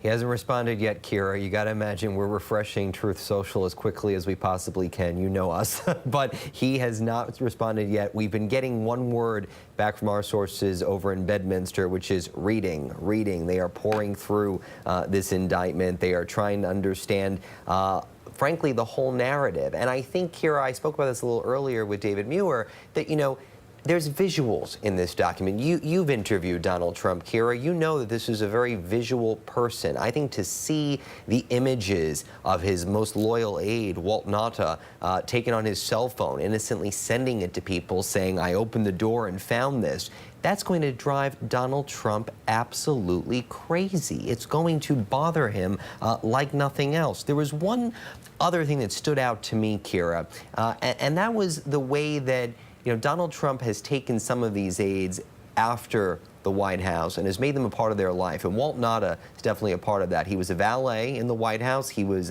nicknamed the Diet Coke guy because anytime Donald Trump wanted a Diet Coke, Walt was there with one.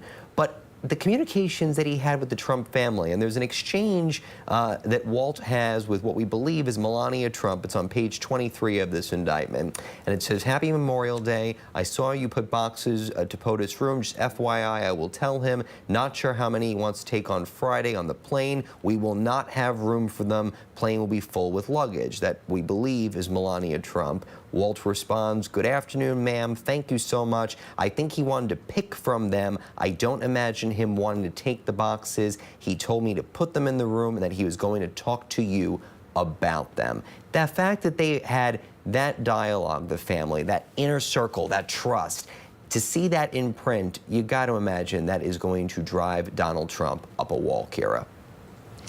And why do you think he wanted these documents? I mean, he does love to brag. He does love to boast. He sees himself very much above the law. Pierre mentioned it's like trophies for him. I think. What's your sense? Kira, I mean, listen, you were in the Oval Office with him. I was as well. I mean, how many times would he say to either of us, right? Look at this. Let me show you this. Come take a look here. Donald Trump always wants to show off. I remember being in Donald Trump's office in Trump Tower. The room is full. It's honestly, as some aides would refer to him, the ultimate hoarder. He always had magazine covers. He had pictures with him and celebrities. He wanted to show them off. Donald Trump just published a book of letters he exchanged with celebrities and friends of his over the year. This is a guy that always wants to brag. Right? The bravado, wants to show you the things he has. Come here, let me show you something I've showed nobody else. I think that's part of it. I mean, you're right. Pierre used the word trophies. I can't think of a better one because at the end of the day, if you have a trophy, what do you want to do? You want to tell everybody you have a trophy. And clearly that's what Donald Trump did in the form of documents. And eventually all those trophies end up in a box somewhere being saved for decades to come until other people come upon them, which leads us to the possible national security threat here that everyone's been talking about and concerned about. And Sarah Isgur, your former DOJ, what do you make? You worked in the Trump White House. As you are hearing these details and you're seeing these pictures and you're parsing through the indictment, what are your first thoughts? First thoughts is this is what a speaking indictment is supposed to look like. I think when we all saw the New York indictment from Alvin Bragg, that was a hot mess, frankly, of what an indictment could be. The theory wasn't quite there. There wasn't sure what the evidence was to back up that theory. Here you have the Department of Justice, not surprisingly, laying out the theory of the case, the evidence overwhelming on that theory, and then laying out the charges. Jack Smith, as others have said, has prosecuted people from both political parties. He's known for being a total pit bull. He gets his guy, and he doesn't care who it is, how powerful that person is. And that's what you're seeing, I think, really come through in this indictment. He's got the goods. He's presenting the goods. End of story. Rachel Scott, our chief congressional correspondent out in Iowa, I am told, of course, on the campaign trail. It's Rachel. You sort of forget we're in the middle of campaign time now. Everybody's announcing that they're running for the presidency, and here we are once again talking about the former president now being indicted for the second time, this time on federal charges. But he is also the front runner within the GOP pool of those who want to be president of the United States. He wants to be president again, as now he's dealing with a second indictment. How is this playing out in Iowa, a crucial state during campaign time? What are voters telling you? Yeah, it is certainly interesting, the timing of all of this. It is unprecedented. This is something that we have never seen before. We are in the middle of a campaign cycle, and Donald Trump is not only the candidate, he's the front runner. He is leading the pack. So far, when it comes to his rivals, they are walking a very fine line. Many of them are doing what Donald Trump is doing himself right now, and they are reading through this indictment and trying to figure out what they are going to say and how they're going to address this on the campaign trail. Leading up to this, you had former New Jersey Governor Chris Christie tell me that he believes that that no one is above the rule of law, but that he wanted to know the facts before commenting further. You had former Vice President Mike Pence saying that an indictment would further divide the country. He says it's premature at this point to call on Trump to suspend his campaign. But for Americans that are watching this play out and wondering, what does this mean for the 2024 election? One thing is clear. Donald Trump can still continue his third bid for the White House. In fact, he is fundraising off of this indictment. His advisors tell me he's still moving forward with his campaign events. But one thing that can change is the reaction. And that is one thing that we are waiting to see. How does this settle with the Republican base, with the voters who will decide who is the nominee in the Republican Party, and how will this settle with Trump's rivals, who so far have been very reluctant to criticize him when it comes to these multiple investigations that he's facing, Kira? Rachel, thank you, which leads me to our senior national correspondent, Terry Moran, also my co-anchor here on ABC News Live.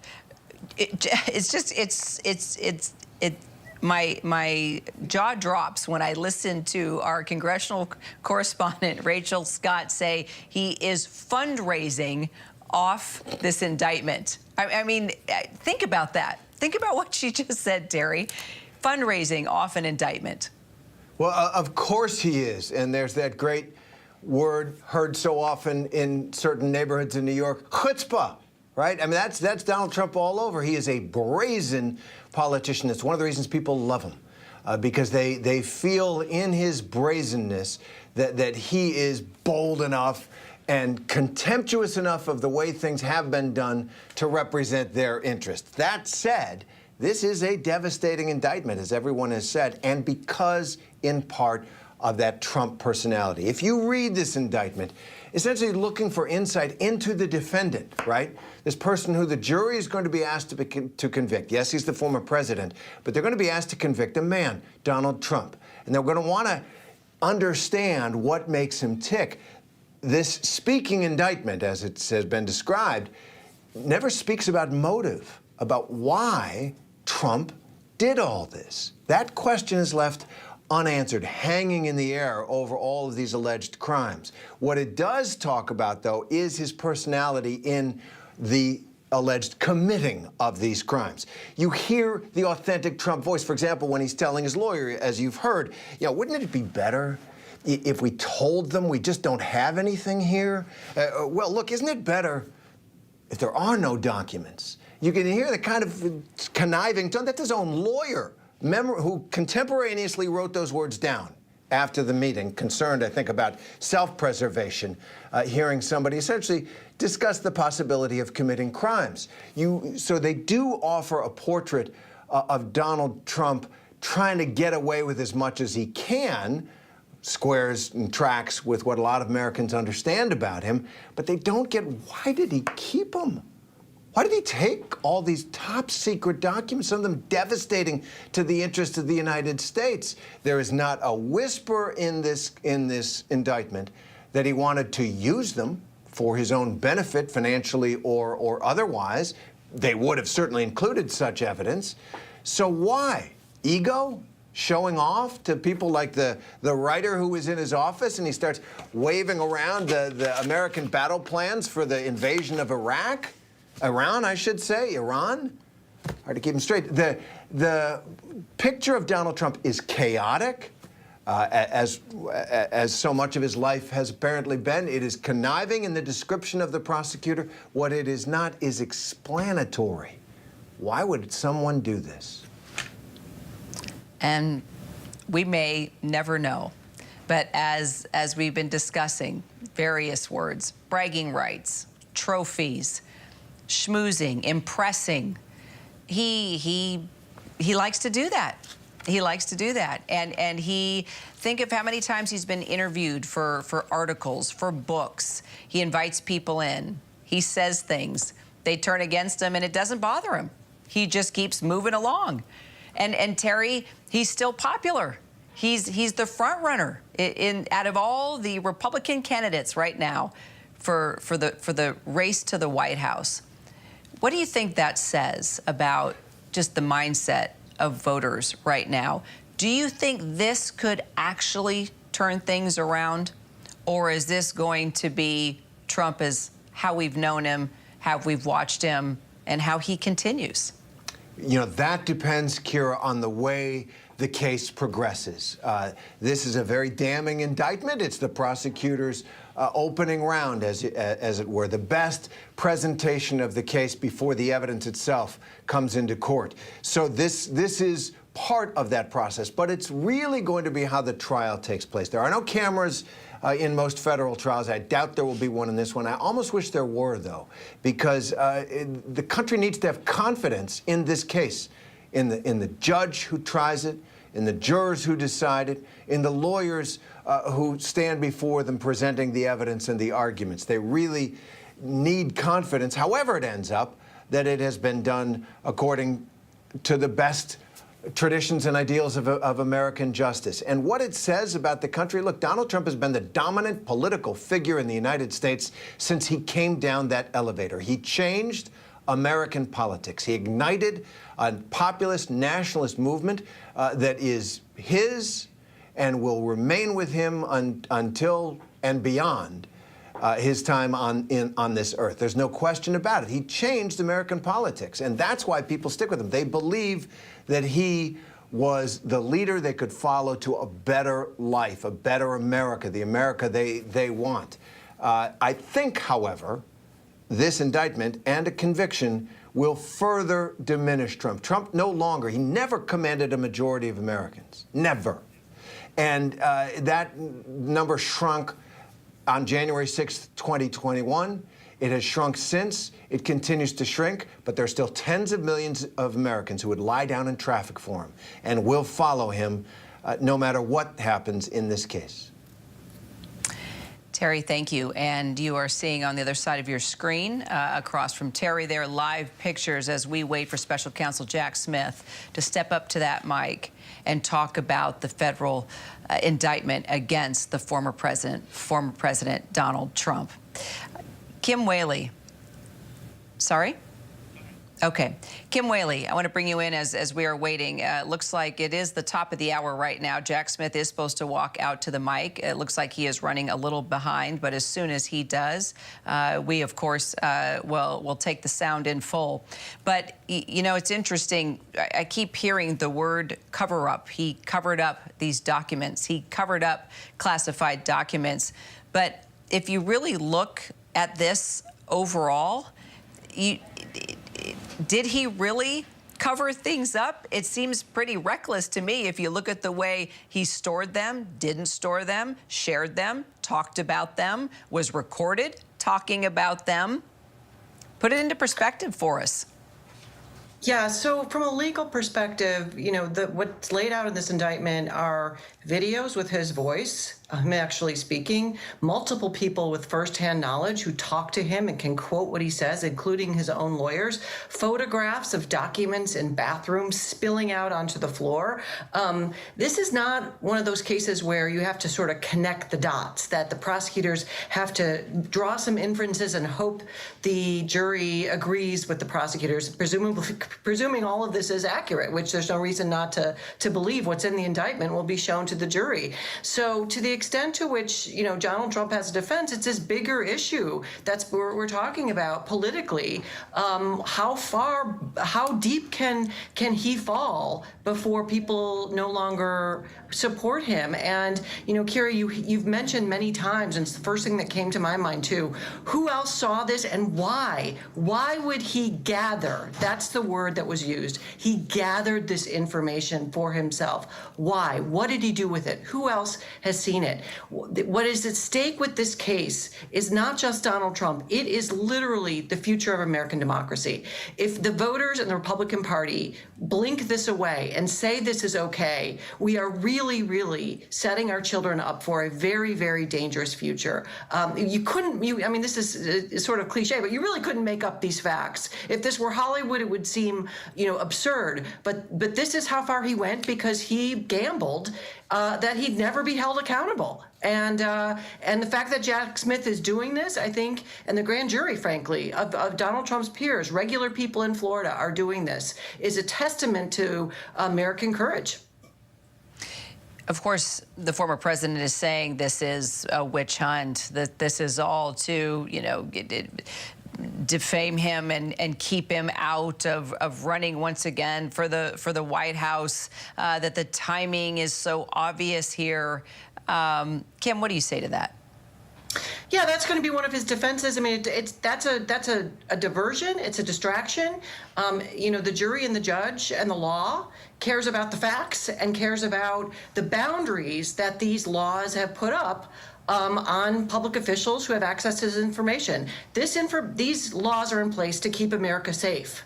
These laws are in place for everyone, Democrats, Republicans, non-citizens, everyone in America. These laws are there because the United States Congress, representatives of the United States Congress decided there needed it to be in place to protect the American public. So to say this is a witch hunt is ignoring the law that's in place and why we have it and the facts as laid out. There are some people that won't pivot off of that narrative. They're very personally invested in Donald Trump's political success. And so it's really going to come down to the Republican Party because the Constitution doesn't say anything about an indicted person running for office, doesn't say anything about an indicted person winning office, doesn't say anything about a imprisoned person running the presidency from a jail cell. It's really going to come down to whether the national GOP decides to nominate this man for the ticket for the general election. The case will move forward, but the bigger issue really is about what kind of government do we want, an accountable government moving forward.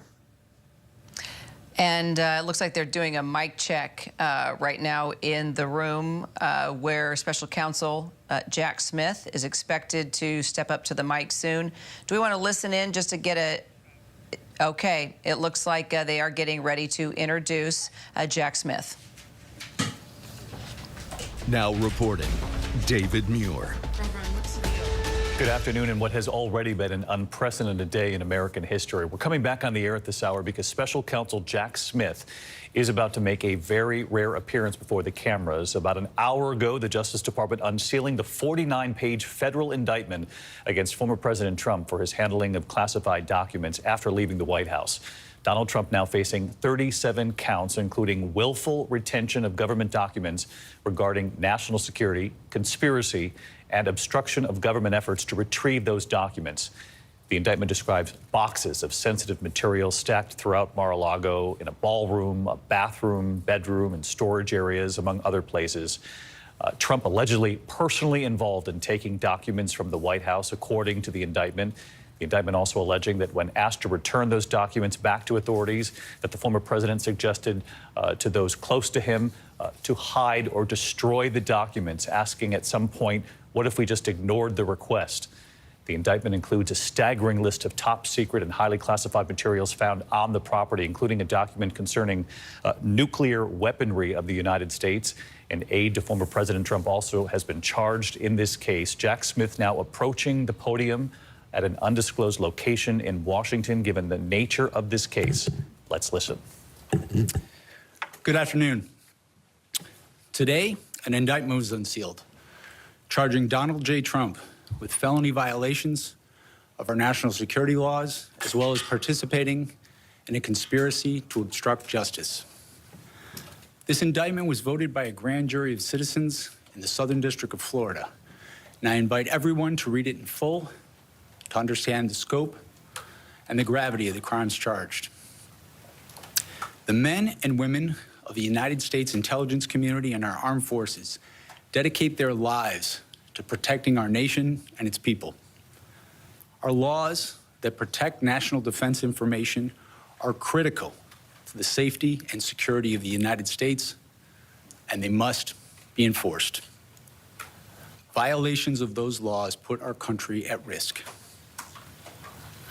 Adherence to the rule of law is a bedrock principle of the Department of Justice, and our nation's commitment to the rule of law sets an example for the world.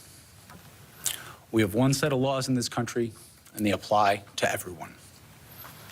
Applying those laws, collecting facts, that's what determines the outcome of an investigation. Nothing more and nothing less. The prosecutors in my office are among the most talented and experienced in the Department of Justice. They have investigated this case hewing to the highest ethical standards, and they will continue to do so as this case proceeds. It's very important for me to note that the defendants in this case must be presumed innocent until proven guilty beyond a reasonable doubt in a court of law. To that end, my office will seek a speedy trial in this matter, consistent with the public interest and the rights of the accused. We very much look forward to presenting our case to a jury of citizens in the Southern District of Florida. In conclusion, I would like to thank the dedicated public servants of the Federal Bureau of Investigation, with whom my office is conducting this investigation and who work tirelessly every day upholding the rule of law in our country. I'm deeply proud to stand shoulder to shoulder with them. Thank you very much. Why Florida, sir? Why did you decide to bring the case in Florida? As we had been told, Jack Smith would not take questions, would deliver a brief public statement after the 49-page indictment had been made public to the American people, laying out in great detail the 37 counts against former President Donald Trump. You heard Jack Smith there, the special counsel, saying he invites everyone in this country to read it in full, to understand the indictment, the charges, and to understand the gravity of what they lay out in the document. He said, we have one set of laws in this country, and they apply to everyone. I want to bring in our Chief Justice Correspondent, Pierre Thomas. Pierre, you cover the Justice Department. You have for many, many years. We have not heard from Jack Smith. The public hearing from him today, brief, but making the point. Read it, understand the weight, the scope of what they believe they've uncovered here, and that the law applies to everyone. David, what you saw was the quintessential career DOJ prosecutor. He was in unfamiliar territory. That's probably the biggest audience he's ever spoken to in his life. His arena is the courtroom. But what he wanted to convey today was that this was a serious, professional, done-by-the-book investigation. And I thought the fact that he emphasized that, quote, we have a set of laws that applies to everyone. And he's basically saying this case was investigated at the highest level, using all the resources of the government, and that what they found was grave.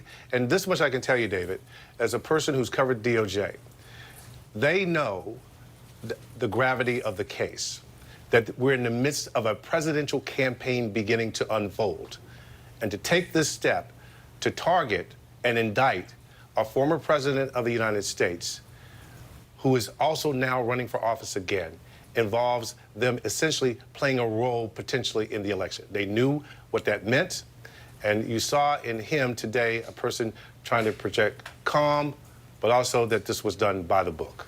Not only that, Pierre, I took note that he took a moment at the very end there to applaud his colleagues at the FBI, and we know the FBI, for a number of reasons, whether warranted or not, has been under the microscope in recent years, and certainly during the Trump administration, trying to depoliticize this moment as best he could, Jack Smith moments ago, but applauding the help, what he said was the hard work, the around-the-clock work of not only prosecutors at the Justice Department, but people who work at the FBI. Exactly, David. And what you saw today is a person trying to convey that the rule of law applies, that justice is being administered fairly. Also striking, David, that there was no Attorney General Merrick Garland with him today. That was on purpose. They wanted to portray him as the person who solely been in charge of overseeing this investigation. And David, his background as a person, he started as a local prosecutor, made his way to the Justice Department, became a career prosecutor there. He headed the public integrity section of the Justice Department, which the job of that group is to investigate potentially corrupt politicians. He most recently served as the chief prosecutor at The Hague investigating war crimes. So this is a person, again, who's been behind the scenes pursuing sometimes big cases, but never anything of this magnitude. No question about that. In fact, the country has never witnessed what we're witnessing here today. Pierre Thomas. Pierre, thank you. We'll come back to you if and when we need to, the moment you learn any more information. Again, a statement delivered by Jack Smith moments ago, and this was a key line as well. He said, this indictment was voted by a grand jury of the citizens of the Southern District of Florida. Again, pointing out that these were members of the public at large, American people who voted on these charges. And he went on to say, I invite everyone to read it in full, this indictment, this 49-page indictment, to, quote, understand the scope and the gravity of the crimes charged. Let's bring in our chief legal analyst, Dan Abrams. Dan, what did you make of the statement from Jack Smith? And again, how important is it that he pointed out that this was Americans, a grand jury of citizens in the Southern District of Florida, which is now where we know this will play out? Yeah, so two things. Number one, I was reminded, struck maybe even a little bit, just by his reminding the American public about the presumption of innocence. Yes, that is not some sort of shocking revelation that he's announced it, but I think it's part of the tone that he's trying to set here. And this goes to Pierre's point, that he's trying to make the point, we are going to do this one by the books. We are not going to implicate Donald Trump in the court of public opinion. We're not going to attack him in this press conference. We're not going to insult him in this press conference. We are telling you, go read the indictment, but remember that as a legal matter, he is presumed innocent. And I think that that was a very careful and very intentional effort. Now, with regard to the Southern District of Florida, this is a small win for the Trump team, that this case was brought in the Southern District of Florida as opposed to Washington, D.C. Is there an argument they could have made about why it should be brought in Washington, D.C.? Yes, there was. But there no doubt would have been a legal effort by the Trump team to move the case to Florida. And they might have won it, or they might have even gotten the case dismissed. And so I think that they erred on the side of caution, which is when you read the indictment, almost all of the actions taken, the alleged crimes, were committed at Mar-a-Lago in the Southern District of Florida. And so prosecutors decided it's safer to go there, even though it does give Donald Trump a small advantage in terms of possible judges. In fact, the judge who's going to get the first hearing is Aileen Cannon, someone who Donald Trump appointed as someone who made a very controversial ruling earlier as the investigation was ongoing about what access the FBI could and couldn't have to the document. She was overruled by an appellate court. Don't know if she's going to actually end up being the judge on the case itself, but already you have Donald Trump getting a judge who he appointed. You have jurors in the Southern District of Florida who would be likely more receptive to an argument from Donald Trump than maybe a Washington, D.C. jury. So it is very relevant as to where this is happening. And just to cut through and to underscore that point, Dan, what you're essentially saying is Jack Smith knows that. He could have made the case to bring this case in the District of Columbia in Washington, D.C. Instead, they have proceeded by bringing the case to the Southern District of Florida, knowing that perhaps had they not done that, the Trump team would have argued to bring it there anyway. So in doing so, they took it to Florida without even the Trump team having to make that request. And he pointed out today, read the indictment. He told the American people, read those 49 pages. You'll understand, he hopes, that was his message, the gravity of what they've uncovered here. Yeah, and I think that there are two things at play. Number one is it's probably the right legal decision to do it in Florida, even though, again, federal prosecutors do have some leeway, some arguments to make about why they can bring a case in one place instead of another case. But in a case where the world is watching, the last thing that the special counsel would want is for them to lose a big hearing or even, lo and behold, the case to get dismissed because they brought it in the wrong venue. So they clearly decided it is just not worth it. Let's take the hit that the jury pool and the potential judges may be a little better for Donald Trump in South Florida, but obviously they feel very confident in the case no matter where the venue is. Dan Abrams, we appreciate it as always. I want to take this now to Florida, where this will play out starting Tuesday afternoon, 3 p.m., when the former president has been asked to appear to face these federal criminal charges. Again, the first time this has ever happened. We're all witnessing this together, and I want to bring in Aaron Katursky, our senior investigative reporter. And Aaron, take us through what the American public will see come Tuesday. We're not going to see much, David. The former president is due here Tuesday afternoon, and when he arrives, he will be formally placed under arrest. He will be booked and processed, and then he is due on the 13th floor of the building behind me to go before a judge and enter his plea to these 37 counts. Based on his reaction to the charges so far, we assume that plea is going to be not guilty, and that will begin the speedy trial clock that Jack Smith talked about to try to get this case to some kind of resolution. How quickly it can be done, who knows? In prior cases, delay tactics have been a hallmark of the Trump legal strategy, but he is going to be working with new lawyers because the two lawyers of his that were handling this case resigned today following news of the indictment.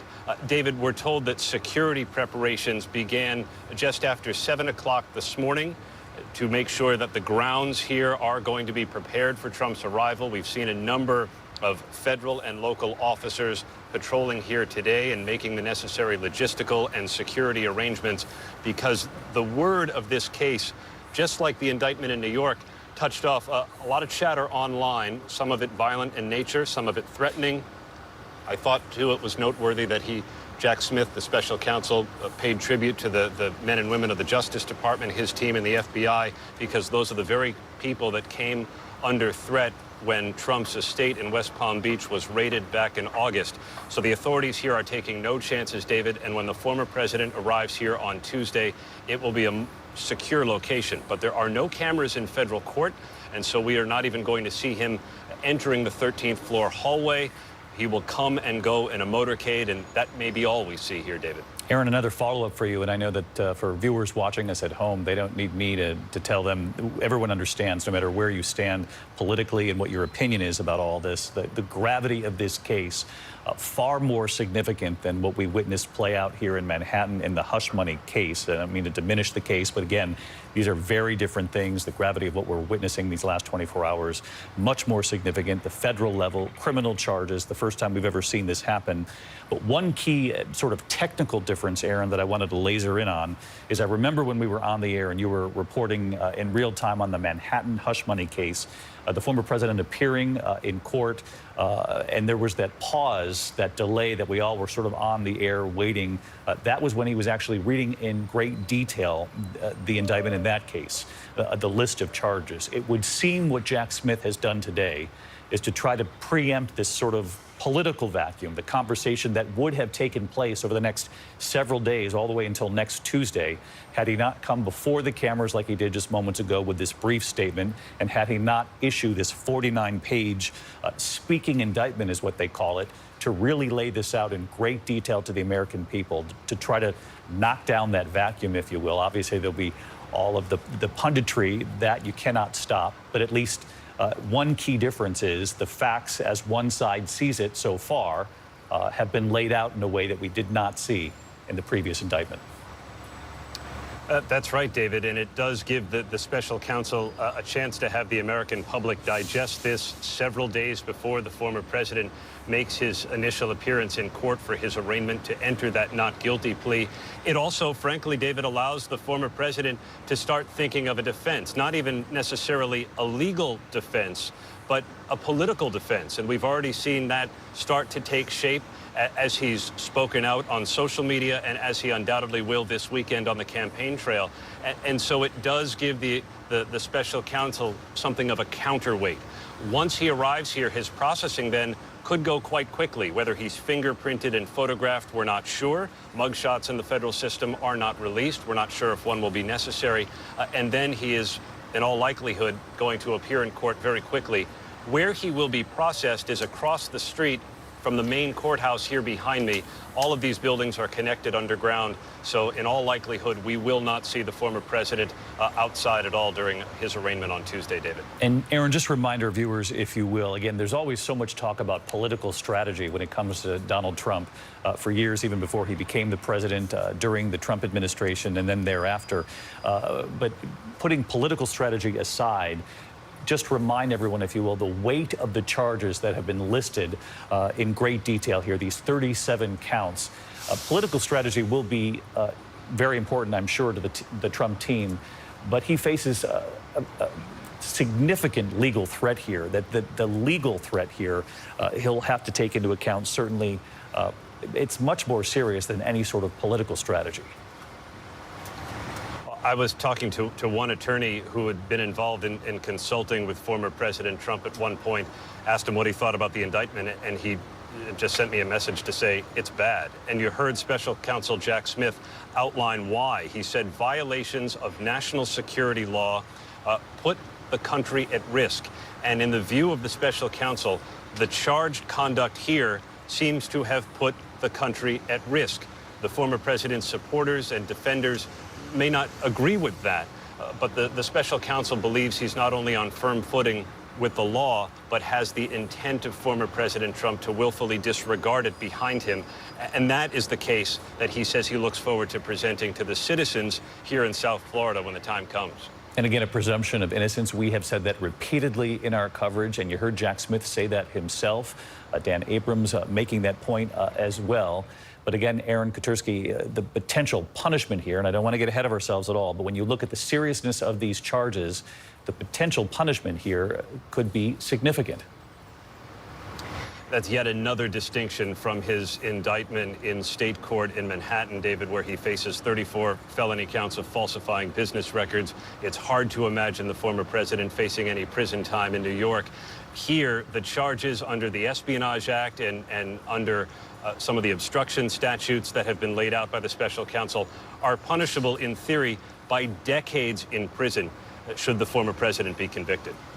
Aaron Katersky outside the federal courthouse, where we will see Donald Trump next Tuesday, 3 p.m., presenting himself before the judge in this case, this 37-count indictment, an additional count for one of his close aides. I want to bring in our chief Washington correspondent, Jonathan Karl, because, John, you heard Jack Smith there essentially invite the American people to read through this 49-page indictment to understand the gravity, was the word he used, of the situation and of the evidence that has been gathered.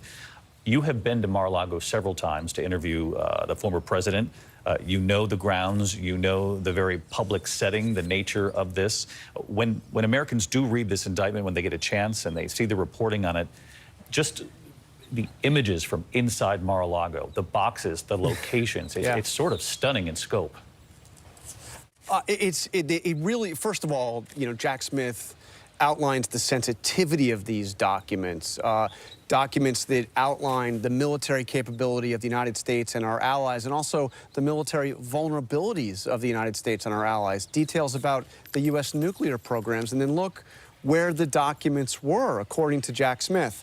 He talks about them being in the ballroom. We've seen that photograph. The boxes stretch out in that ballroom. I've been in that ballroom countless times for events at Mar-a-Lago. Also in a bathroom, in a shower. Documents found in a shower, in an office space. We know that from our own reporting to be his office space on the second floor in Mar-a-Lago, in his bedroom, documents found, and in a storage room. One of the images that strikes me in the indictment is a photograph that we learn from what Jack Smith writes here, that it was on the phone of Walt Nauta, his personal assistant, who is also charged in this case. And Mr.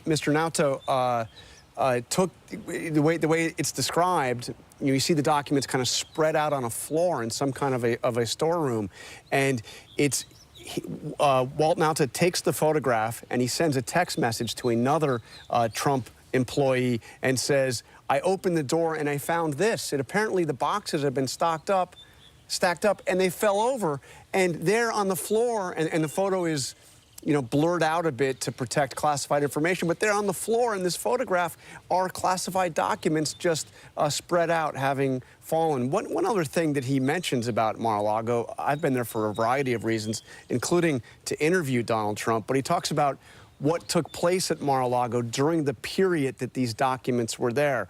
And he says that there were more than 150 social events, including weddings, movie premieres, and fundraisers that drew together tens of thousands of guests at that facility. It's not a very big place.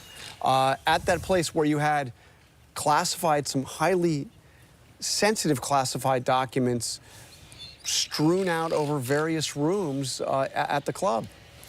John, you talk about Walt Nauta, the advisor, who's also included in this indictment. One count he now faces. And I just want to ask you about this because in the indictment, prosecutors describe another text. You were talking about one there in particular from Walt Nauta. There's another one, a text exchange between Walt Nauta and a Trump employee, during which Nauta says that Trump was tracking several of the boxes of documents and planned to go through them and asked for new covers for these boxes.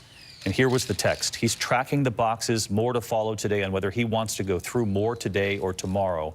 Another text from Nauta on January 2022 revealed that Trump was asking for new covers for the boxes. One thing he asked for with the new covers for the boxes, that's Monday morning. Can we get new box covers before giving these to him on Monday? They have too much writing on them. But again, this talks about, and it's an allegation here, and obviously the president will make his case, but the allegation here, and this is just one of so many descriptions of interactions with the former president, is that he was heavily involved with these boxes, with these documents, fully aware. And with directing his employees, in that case, Walt Nauta, and also his attorneys, to conceal these documents, to prevent prosecutors from getting their hands on them, even after they had been subpoenaed. There's another a section of the indictment that talks about Walt Nauta being directed to move some of the boxes to the Trump airplane in June of 2022. So before before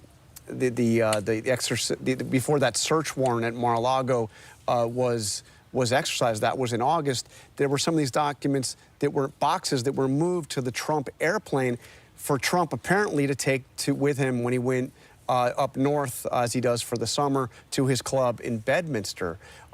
Clearly, and by the way, one thing that's interesting there that I'm sure is catching Trump's attention is they say the reason they know that is from surveillance footage, from the surveillance cameras, the security cameras at Mar-a-Lago. So you see that the prosecutors have had access to the images and the messages on his close personal aide's cell phone, also access to the video from his own security cameras at Mar-a-Lago.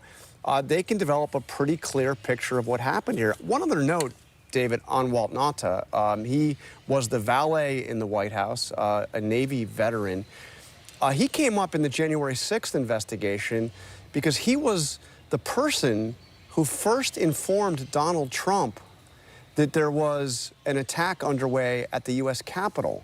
He was the person that greeted Trump in the Oval Office when Trump returned from the speech he had that morning, and told him that he was unable to watch his speech because the television coverage had been interrupted to show the attack on the Capitol.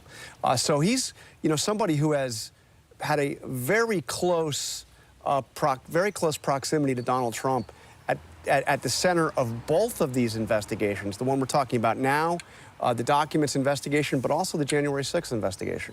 And just to drive home this point that you've made, John, because you have been to Mar-a-Lago, when you hear about boxes of documents in a ballroom, a bedroom, a public bathroom, documents being moved to the Trump plane, you bring up the surveillance video that they talk about in this 49-page indictment. And just to be clear, that surveillance video does include a portion of time after the subpoena to say, look, we know there's more here, turn it over. And essentially, authorities have been told we did turn everything over. That's why that surveillance video is key, correct? Yes, in fact, the what I described going to the plane was when the FBI and representatives from the Justice Department had visited Mar-a-Lago to meet with the attorneys to go over what documents had been in their possession. This is before the investigation turned to a more hostile phase where they had to actually get a search warrant to come in and do that surprise search in August of Mar-a-Lago. And those boxes were moved just as Trump is meeting with the FBI to say, okay, here's what I have. You can take a look with my attorney's presence. Well, some of those boxes, according to this indictment, had been moved by his close personal aide to his airplane, and that process was captured, at least part of it, by those surveillance cameras. John Carl with us here this afternoon. John, thank you as always. John Santucci, who has covered Donald Trump, the presidency, the candidate before. He won the election in 2016. And John, you've been in touch with sources at Bedminster, which is where the former president is right now, with those surrounding him, reading through the indictment. I wonder, and maybe you don't know this, but was he watching Jack Smith? You know, you'd have to assume as much. I'll be honest, David, I don't know. I can tell you most people that I've been talking to have said reading, trying to digest this, trying to figure it out. And also, you can see it from the comments Donald Trump has made in his social media platform. He is fired up. He is angry. He is attacked. We're not going to read the statements because they're full of misinformation, but he has attacked the special counsel, attacked President Joe Biden.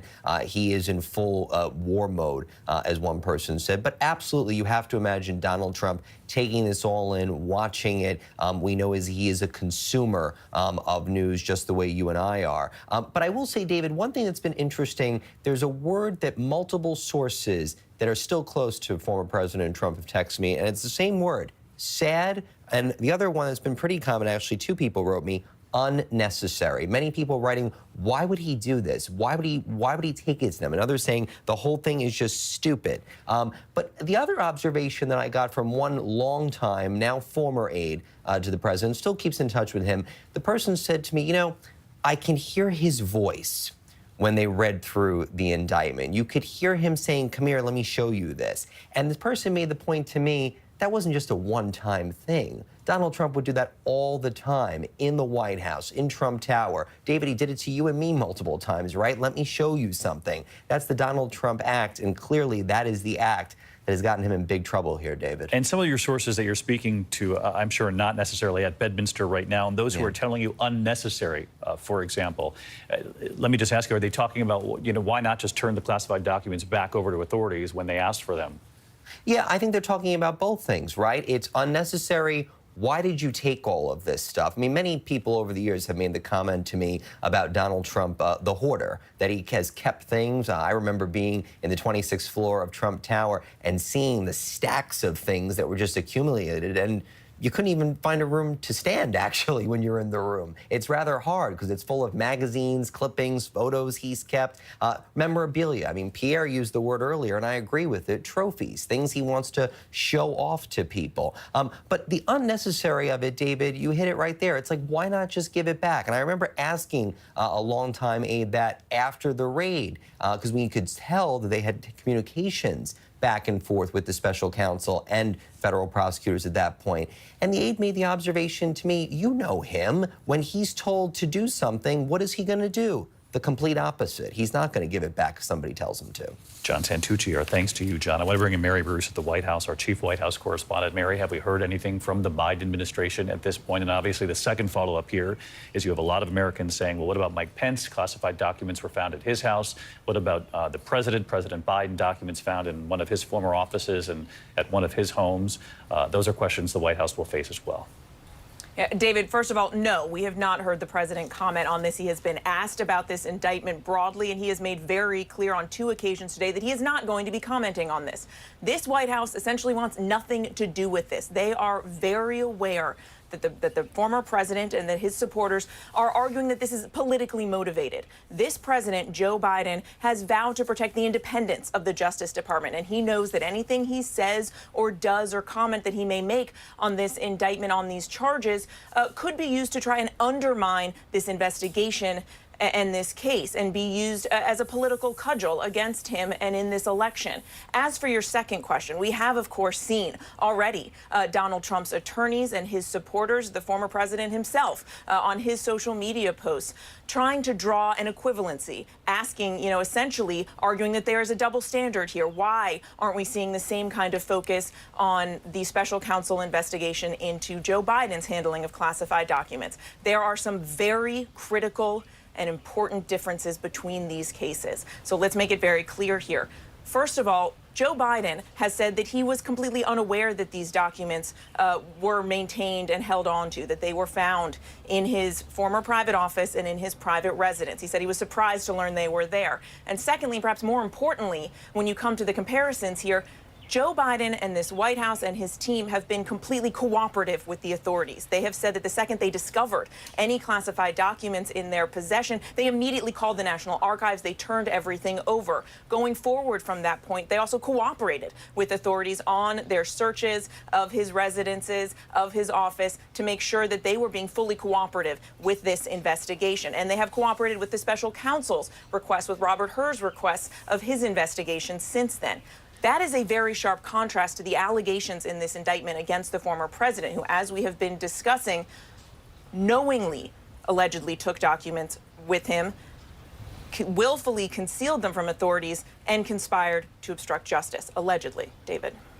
Mary Bruce at the White House. Mary, thank you. And just one more note on this before we let you go back to regular programming. And again, we'll work on this all afternoon for you for World News Tonight. But one of the things that Jack Smith said, I mentioned this earlier, he invited everyone at home to read the indictment in full to understand the scope, the gravity, in his words, of the crimes charged. He went on to say the men and women of the United States intelligence community, our armed forces, dedicate their lives to protecting our nation. Our laws that protect national defense information are critical. The safety and security of the United States, and they must be enforced. And with that, I want to bring in Rachel Scott for the final question here, because Rachel is already in Iowa. She's covering this race for president. And of course, the Republican field is already quite large. This is where the political strategy comes in for all of the other Republican candidates, Rachel, because they are reading what you and I have read here this afternoon. It's spelled out in this 49-page indictment. We're talking about classified documents that involve U.S. nuclear capabilities, the risks that the U.S. military and the U.S. as a country face militarily, whether or not we could come under attack, what we would do if we did come under attack. A number of these highly sensitive documents, and again, the reporting that we had even before the indictment today about the alleged plan that was talked about, a potential plan during the Trump years to attack Iran. Again, all of this included in the indictment, the scope of what these classified documents sort of covered. So having said that, I know that you and the political team have reached out to every single one of these Republican campaigns this afternoon to ask them, are they comfortable with a former president holding on to classified information, in particular the information that involves our nuclear capabilities, our nuclear secrets, our military capabilities, and the potential threats we face as a country?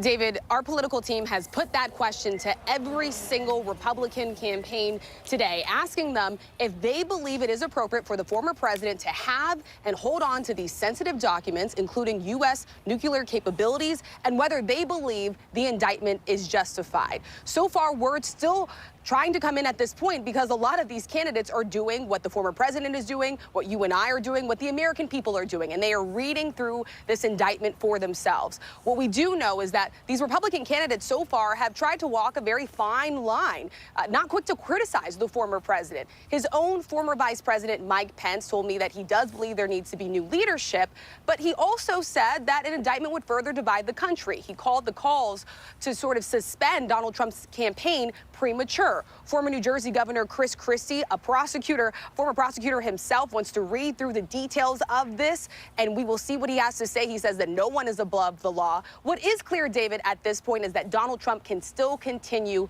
his third campaign. He can still run for president. He's fundraising off of this. He has campaign events tomorrow. What is not clear is whether or not anything that is in this indictment, whether or not any of these counts that the former president is facing is going to change the way the Republican Party feels about him, the way Republican voters feel about him, or what Republican candidates are saying about him, David. Yeah, and that's the central question, at least politically, and for your beat, Rachel, right, is whether or not these Republican candidates who obviously want to beat Donald Trump for the nomination, but who want to hold on, hopefully convince many of Donald Trump's supporters to somehow come their way over the course of this primary, whether or not they're going to be able to answer this question straightforward, in a straightforward fashion from you and the political team, and I'm sure from other reporters too.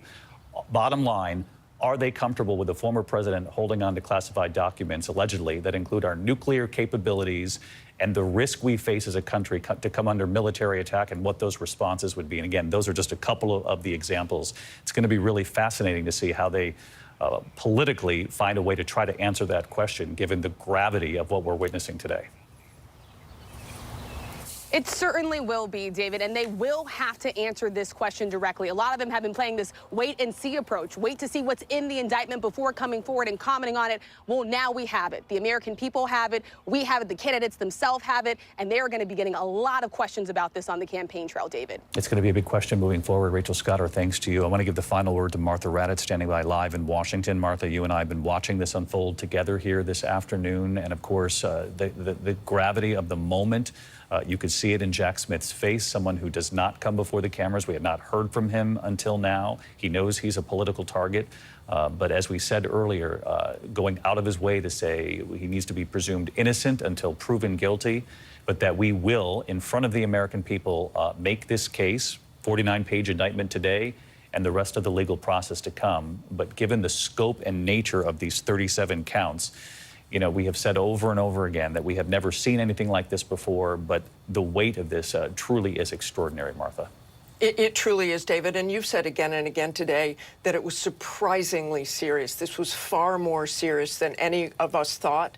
Nuclear capabilities, possibly giving up human sources. This is the kind of information that the Russians would pay for, that they've paid for spies in the past. I'm not saying that Donald Trump is giving away this information to foreign countries on purpose, but what I am saying is having that lay around and having it available to almost anyone could not be more serious. When people write books, they have to get permission if they have been in the government, if they have maintained secrets. You don't go talking about them at cocktail parties. You never talk about them. Once secret, always secret. So you can't talk about classified information, and you certainly can't take it home. Right now, we have Jack Teixeira in jail up in Massachusetts because he shared classified information. Earlier this year, an Air Force officer was sentenced to 3 years in prison for taking home classified documents. That tells you just how serious this is, and we have a former president of the United States charged with the same thing. Martha Raddatz in our Washington Bureau. Martha, our thanks to you and to the entire team this afternoon and their great care in reporting this out. Our coverage continues on ABC News Live, abcnews.com. I'll, of course, be back with the entire team for World News Tonight a little later this afternoon. I'm David Muir in New York. Until then, good day. This has been a special report from ABC News. Prescription. Our breaking news coverage continues right here on ABC News Live. I'm Stephanie Ramos. Special Counsel Jack Smith, you heard him there speaking about the unsealing of the unprecedented second indictment against Donald Trump, inviting the American people to read the indictment themselves and saying the law applies to everyone, even former presidents. Donald Trump, now the first former president to face federal charges. The indictment outlining 37 counts, a range of alleged crimes related to Trump's handling of classified documents. They include 31 counts of willful retention of national defense information, 1 count of conspiracy to obstruct justice, 1 count of withholding a document or record, and 1 count of false statements and representations. The special counsel in this case, Jack Smith, delivering remarks moments ago in Washington. Take a listen. This indictment was voted by a grand jury of citizens in the Southern District of Florida. And I invite everyone to read it in full, to understand the scope and the gravity of the crimes charged. The men and women of the United States intelligence community and our armed forces dedicate their lives to protecting our nation and its people. Our laws that protect national defense information are critical to the safety and security of the United States, and they must be enforced. Violations of those laws put our country at risk. The indictment, including photos from the raid at Trump's Mar-a-Lago estate, showing stacks of boxes. You see it right there in multiple locations, including documents in a ballroom, a storeroom, even a bathroom. The indictment also outlining in stunning detail conversations Trump had with people close to him, including his own legal team, about his handling of government documents. As for the former president and his whereabouts, chopper video captured him today playing golf at his golf course. That's him there in Bedminster, New Jersey. We have learned that 2 of his attorneys representing him in this classified documents case announcing they have resigned.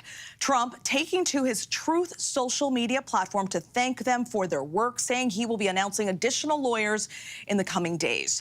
The former president denying any wrongdoing and is due in court for an arraignment on Tuesday in Miami. So far, the White House is refusing to comment. But for more on this, we want to bring in our panel who has been following this all afternoon. ABC News Chief Justice correspondent Pierre Thomas joins me now. Pierre, what a day. You heard Jack Smith there. He gave a quick statement, no questions. What is the most striking thing here in this indictment that stands out to you? Well, I think the thing that stands out the most is that the special counsel is making the case that Donald Trump, from top to bottom, was personally involved in taking the documents from the White House, these classified documents, and that he was personally involved in trying to keep them from the federal government, even when he knew he was under subpoena to return them. Now, one of the things I think is very important for the people watching at home, beyond the classified document angle to this, the law states that documents at the White House that involve the work of the government belong to the American people, not to a president who leaves office, and that the law requires that these documents be returned and turned over to the National Archives as the caretaker, period, full stop. Then the indictment goes and lays out the level of the security breach that we're talking about allegedly. Number one, that these documents involve the nation's nuclear defenses, that they involve our national security, our military security. In some cases, they involve sources and methods, the people that we use, that we deploy out in the field, that we pay for information, our spies, if you will. It involves that. The list of agencies that he had documents from range from the CIA to the NSA. Just remarkable. Absolutely, Pierre. Let's turn to ABC News Chief Global Affairs Correspondent Martha Raddatz. Martha, just a few moments ago, you said this is serious. You said our adversaries could have paid for this type of information. Talk a little bit more about that, how much of a risk the country could have been put in. Well, we certainly don't know who actually looked at all of that information or if it was ever available to foreign governments, but what you had there is unsecured classified information in a club where they've held about 150 events since the time Donald Trump was president. It's open. People can go in who are members of that club. You saw the pictures of some of those classified documents in a bathroom. Others in a ballroom all over Mar-a-Lago. And within those documents, and I do think, as Pierre was pointing out, this is what is so stunning about this. We had heard about some of those documents, but if you read the classified documents included defense weapons capabilities, the unauthorized disclosure of these classified documents could put at risk the national security of the United States, foreign relations, the safety of the U.S. military and human sources, and the continued viability of sensitive intelligence. Now, I want to go back to human sources. What that means is people who the United States has spying for us, that those human sources could have been compromised, that people could find out their names. And if they are in a country, I mean, let's talk about that country. It could be Iran, it could be North Korea, it could be in China, and those people could be compromised because this information was left unsecured. Again, we have no idea whether people who would want that information and our adversaries had any access to that or tried to get in there or were ever there. But just leaving it out there is such a serious, serious charge. I mean, when people write books, Stephanie, you know, members of the administration, John Bolton, his book was held up for months and months and months and months. I know other people who perhaps left the CIA and wanted to write about certain things. Those books are scrubbed for information. So if you have a top secret clearance and you have seen something top secret, you are never supposed to talk about that unless it is declassified. You are never supposed to go to a cocktail party and talk about any kind of this information. Those secrets are forever unless they are declassified. And as you know, Stephanie, there is a young man in jail in Massachusetts charged with releasing classified documents on a social media or gaming platform, Jack Teixeira. There was an Air Force officer charged earlier this year who was sentenced to 3 years in prison and a rather large fine for taking classified documents home. That's how serious this is, and obviously very serious because the kind of information Donald Trump had was at the highest level. At the highest level, indeed. But as you said, serious business, secured classified information in bathrooms, ballrooms, and storerooms. Martha, thank you so much. We want to turn to ABC News senior investigative reporter Aaron Katersky. Aaron, talk to us about security where you are. Is it ramping up at all right now? It is. Just a moment ago, in fact, Stephanie, we saw a large contingent of men and women that we had not seen around this courthouse before head across the plaza behind me and into the building, U.S. District Court here in downtown Miami. It's there on Tuesday afternoon on the 13th floor where former President Trump is expected to make his initial appearance in court to answer these criminal charges, all 37 counts that he's now facing, and he will enter a plea, it's expected, of not guilty. We know that meetings between the Secret Service, the special counsel, the court officers, and others involved in moving the former president and securing him, they began those meetings just after 7 o'clock this morning, and they are planning for a secure and safe arrival. We also heard from the City of Miami Police Department that they're going to be working on protesters that are expected to be here potentially for when Trump arrives. This all follows something of a playbook, because when the former president was indicted in Manhattan 2 months ago, we saw him call for followers to come out and protest. Not many did, but there was also chatter online that raised concerns about potentially violent threats associated with the former president's legal entanglements. So they're going to take no chances here, Stephanie.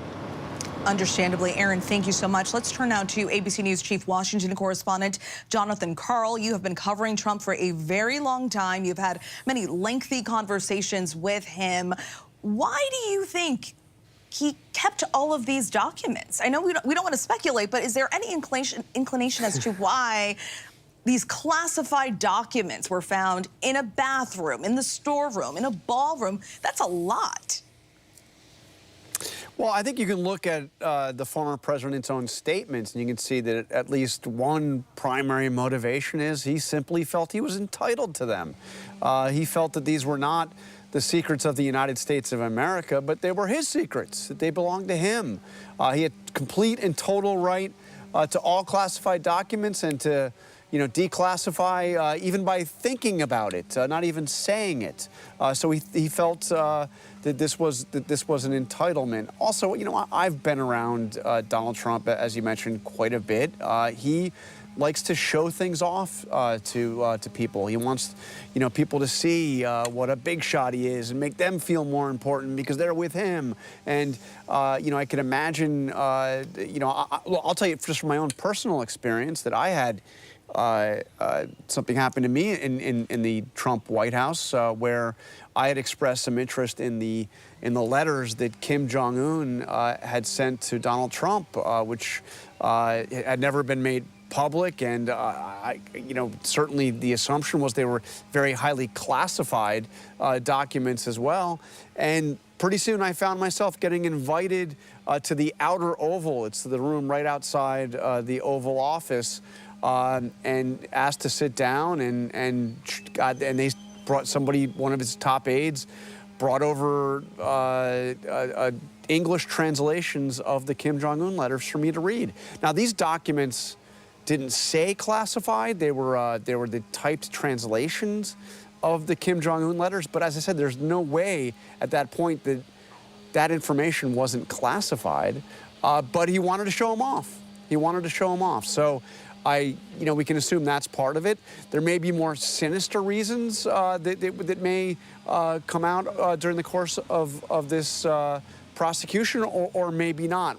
That would be pure speculation. But we know from his public statements, A, that he believed he was entirely entitled to keep these documents, and B, that he likes to show things off to people who come to see him.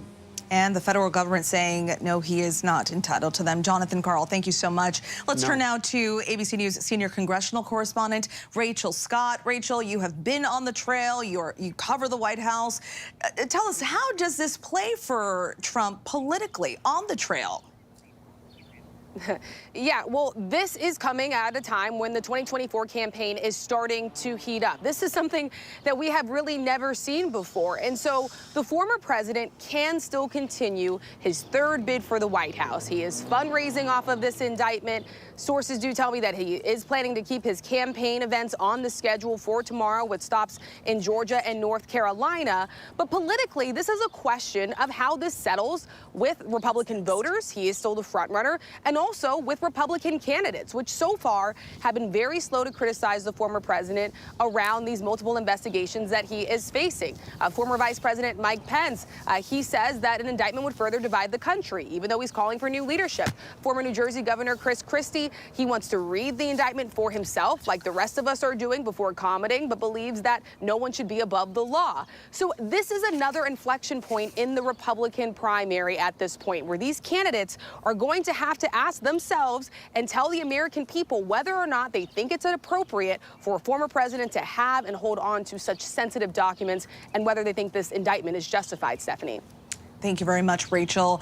Let's turn now to ABC News senior national correspondent Terry Moran. Terry, you have covered the former president quite a bit. What do you make of all of this? Did you expect this to happen? Well, expected a very thorough indictment, and that's what we got. And a speaking indictment, as it's called. But as you've suggested, one thing it doesn't speak to is motive, his state of mind. And Jonathan, who knows him well, it gives a good portrait. Can they bring something like that into evidence to help the jurors do something that's going to be very, very difficult? And that is convict Donald Trump of criminal activity. I mean, that is a fateful step. They could be putting themselves and their loved ones in danger. It is a big deal for the country. They understand that. So getting jurors to understand the why of this, I think, is going to be part of the task of the prosecution. One thing they have done, though, throughout the indictment, one thing Jack Smith did, is get jurors close to the state of mind of the president about classified information. In public, certainly during the 2016 campaign, he was adamant. You may remember that Hillary Clinton had problems with classified information, a great deal of it, on her computer servers at home, and Trump was trying to make hay out of that. And during the course of that campaign, he made promises to the American people about how seriously he would take the protection of classified information, of our nation's secrets. Take a listen.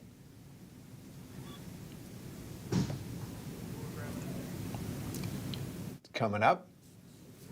We're going to is it coming? Is it? In my administration, I'm going to enforce all laws concerning the protection of classified information. No one will be above the law, which is why one of the first things we must do is to enforce all classification rules and to enforce all laws relating to the handling of classified information. In my administration, I'm going to enforce all laws concerning the protection of classified information. Now, some of those comments are actually in the indictment. Why? Because they are evidence, the prosecutors were told jurors, that he knew it was wrong. He knew he had a duty to protect these documents, not just as president, but as an American citizen. And you can almost hear, since these statements are in the indictment itself, the closing argument of the prosecutor before the jurors. It is hard to convict a former president, but listen to his own words about how important it is. Stephanie? Terry, a very thorough indictment indeed, exactly as you said, and there are those tapes and those clips and the audio to prove it, which is also included in the indictment. Thank you so much for your time and your insight, and thank you all for streaming with us. Again, I am Stephanie Ramos. We will have much more on this breaking news tonight on Prime with Lindsay Davis at 7 p.m. Eastern. And you can always find us on Hulu, Roku, the ABC News app, and of course on abcnews.com. The news never stops. GMA 3 starts right now.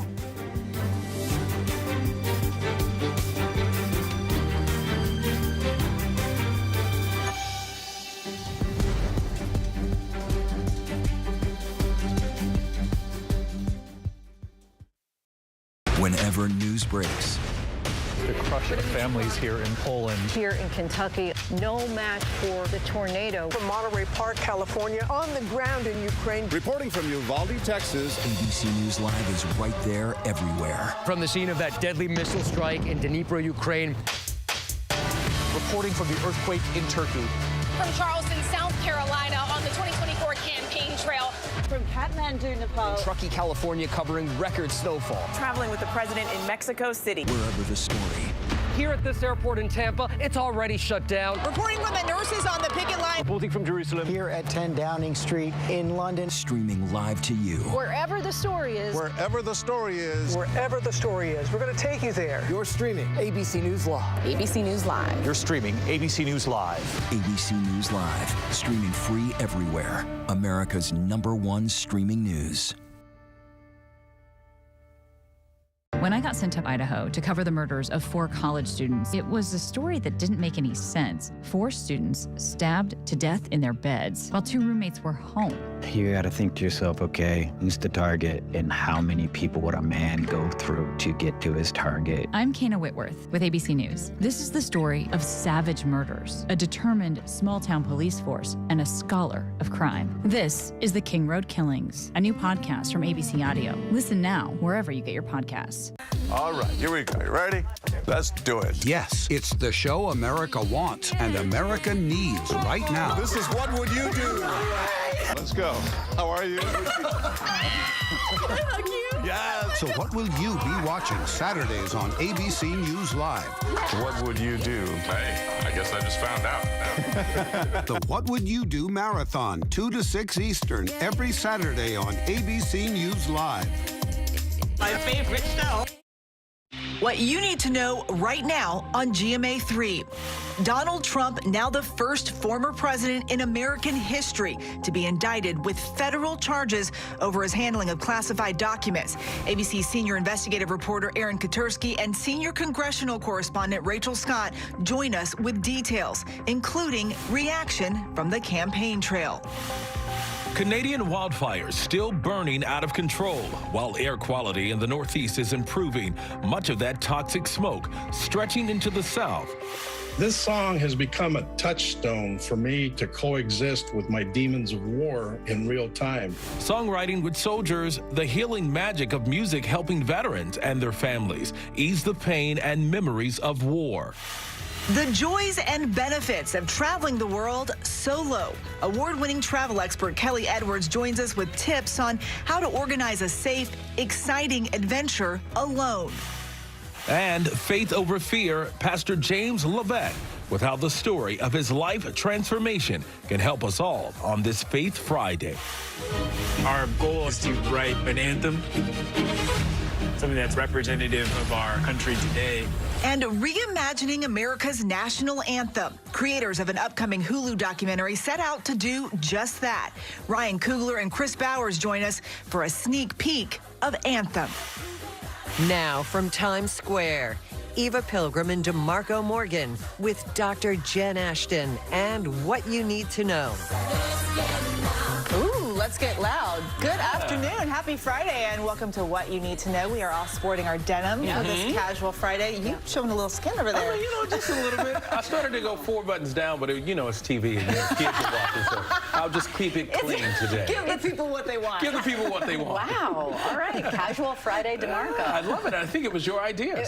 It was a combined effort, but it was definitely your idea. It was definitely Dr. Take credit. Okay, Denim Fridays. Denim Fridays. We're getting it going. All right, let's talk medical news if we can. Apparently, there's a lot of buzz on social media about a supplement called berberine. Am I saying it right? Yep, berberine? exactly. And it's being dubbed nature's Ozempic.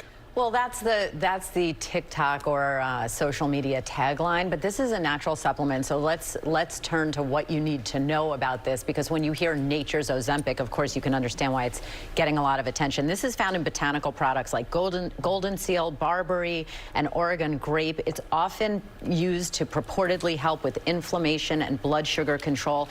It is not, I want to repeat, not regulated by the FDA, and there is no meaningful peer-reviewed scientific evidence that it can assist with weight loss, and there can be side effects like anything. That can include GI upset and disturbance in liver function, elevation of liver function enzymes. So I think the take-home here with this kind of natural supplement, or any kind of natural supplement, natural does not always mean safer or better. When something sounds too good to be true, it oftentimes is. And remember, if you believe these natural supplements can work, you also, by definition, have to believe that they can have side effects, right? If they're gonna act like a drug, then they're gonna come with a full drug profile. So again, proceed with caution if you're gonna try anything like this, but there's no evidence to support this nature's Ozempic. Is there anyone that shouldn't be taking it? I think anyone who takes any kind of supplement should always discuss that with their healthcare provider, because there is absolutely the potential that it can not only interact with other medications, but it can act in negative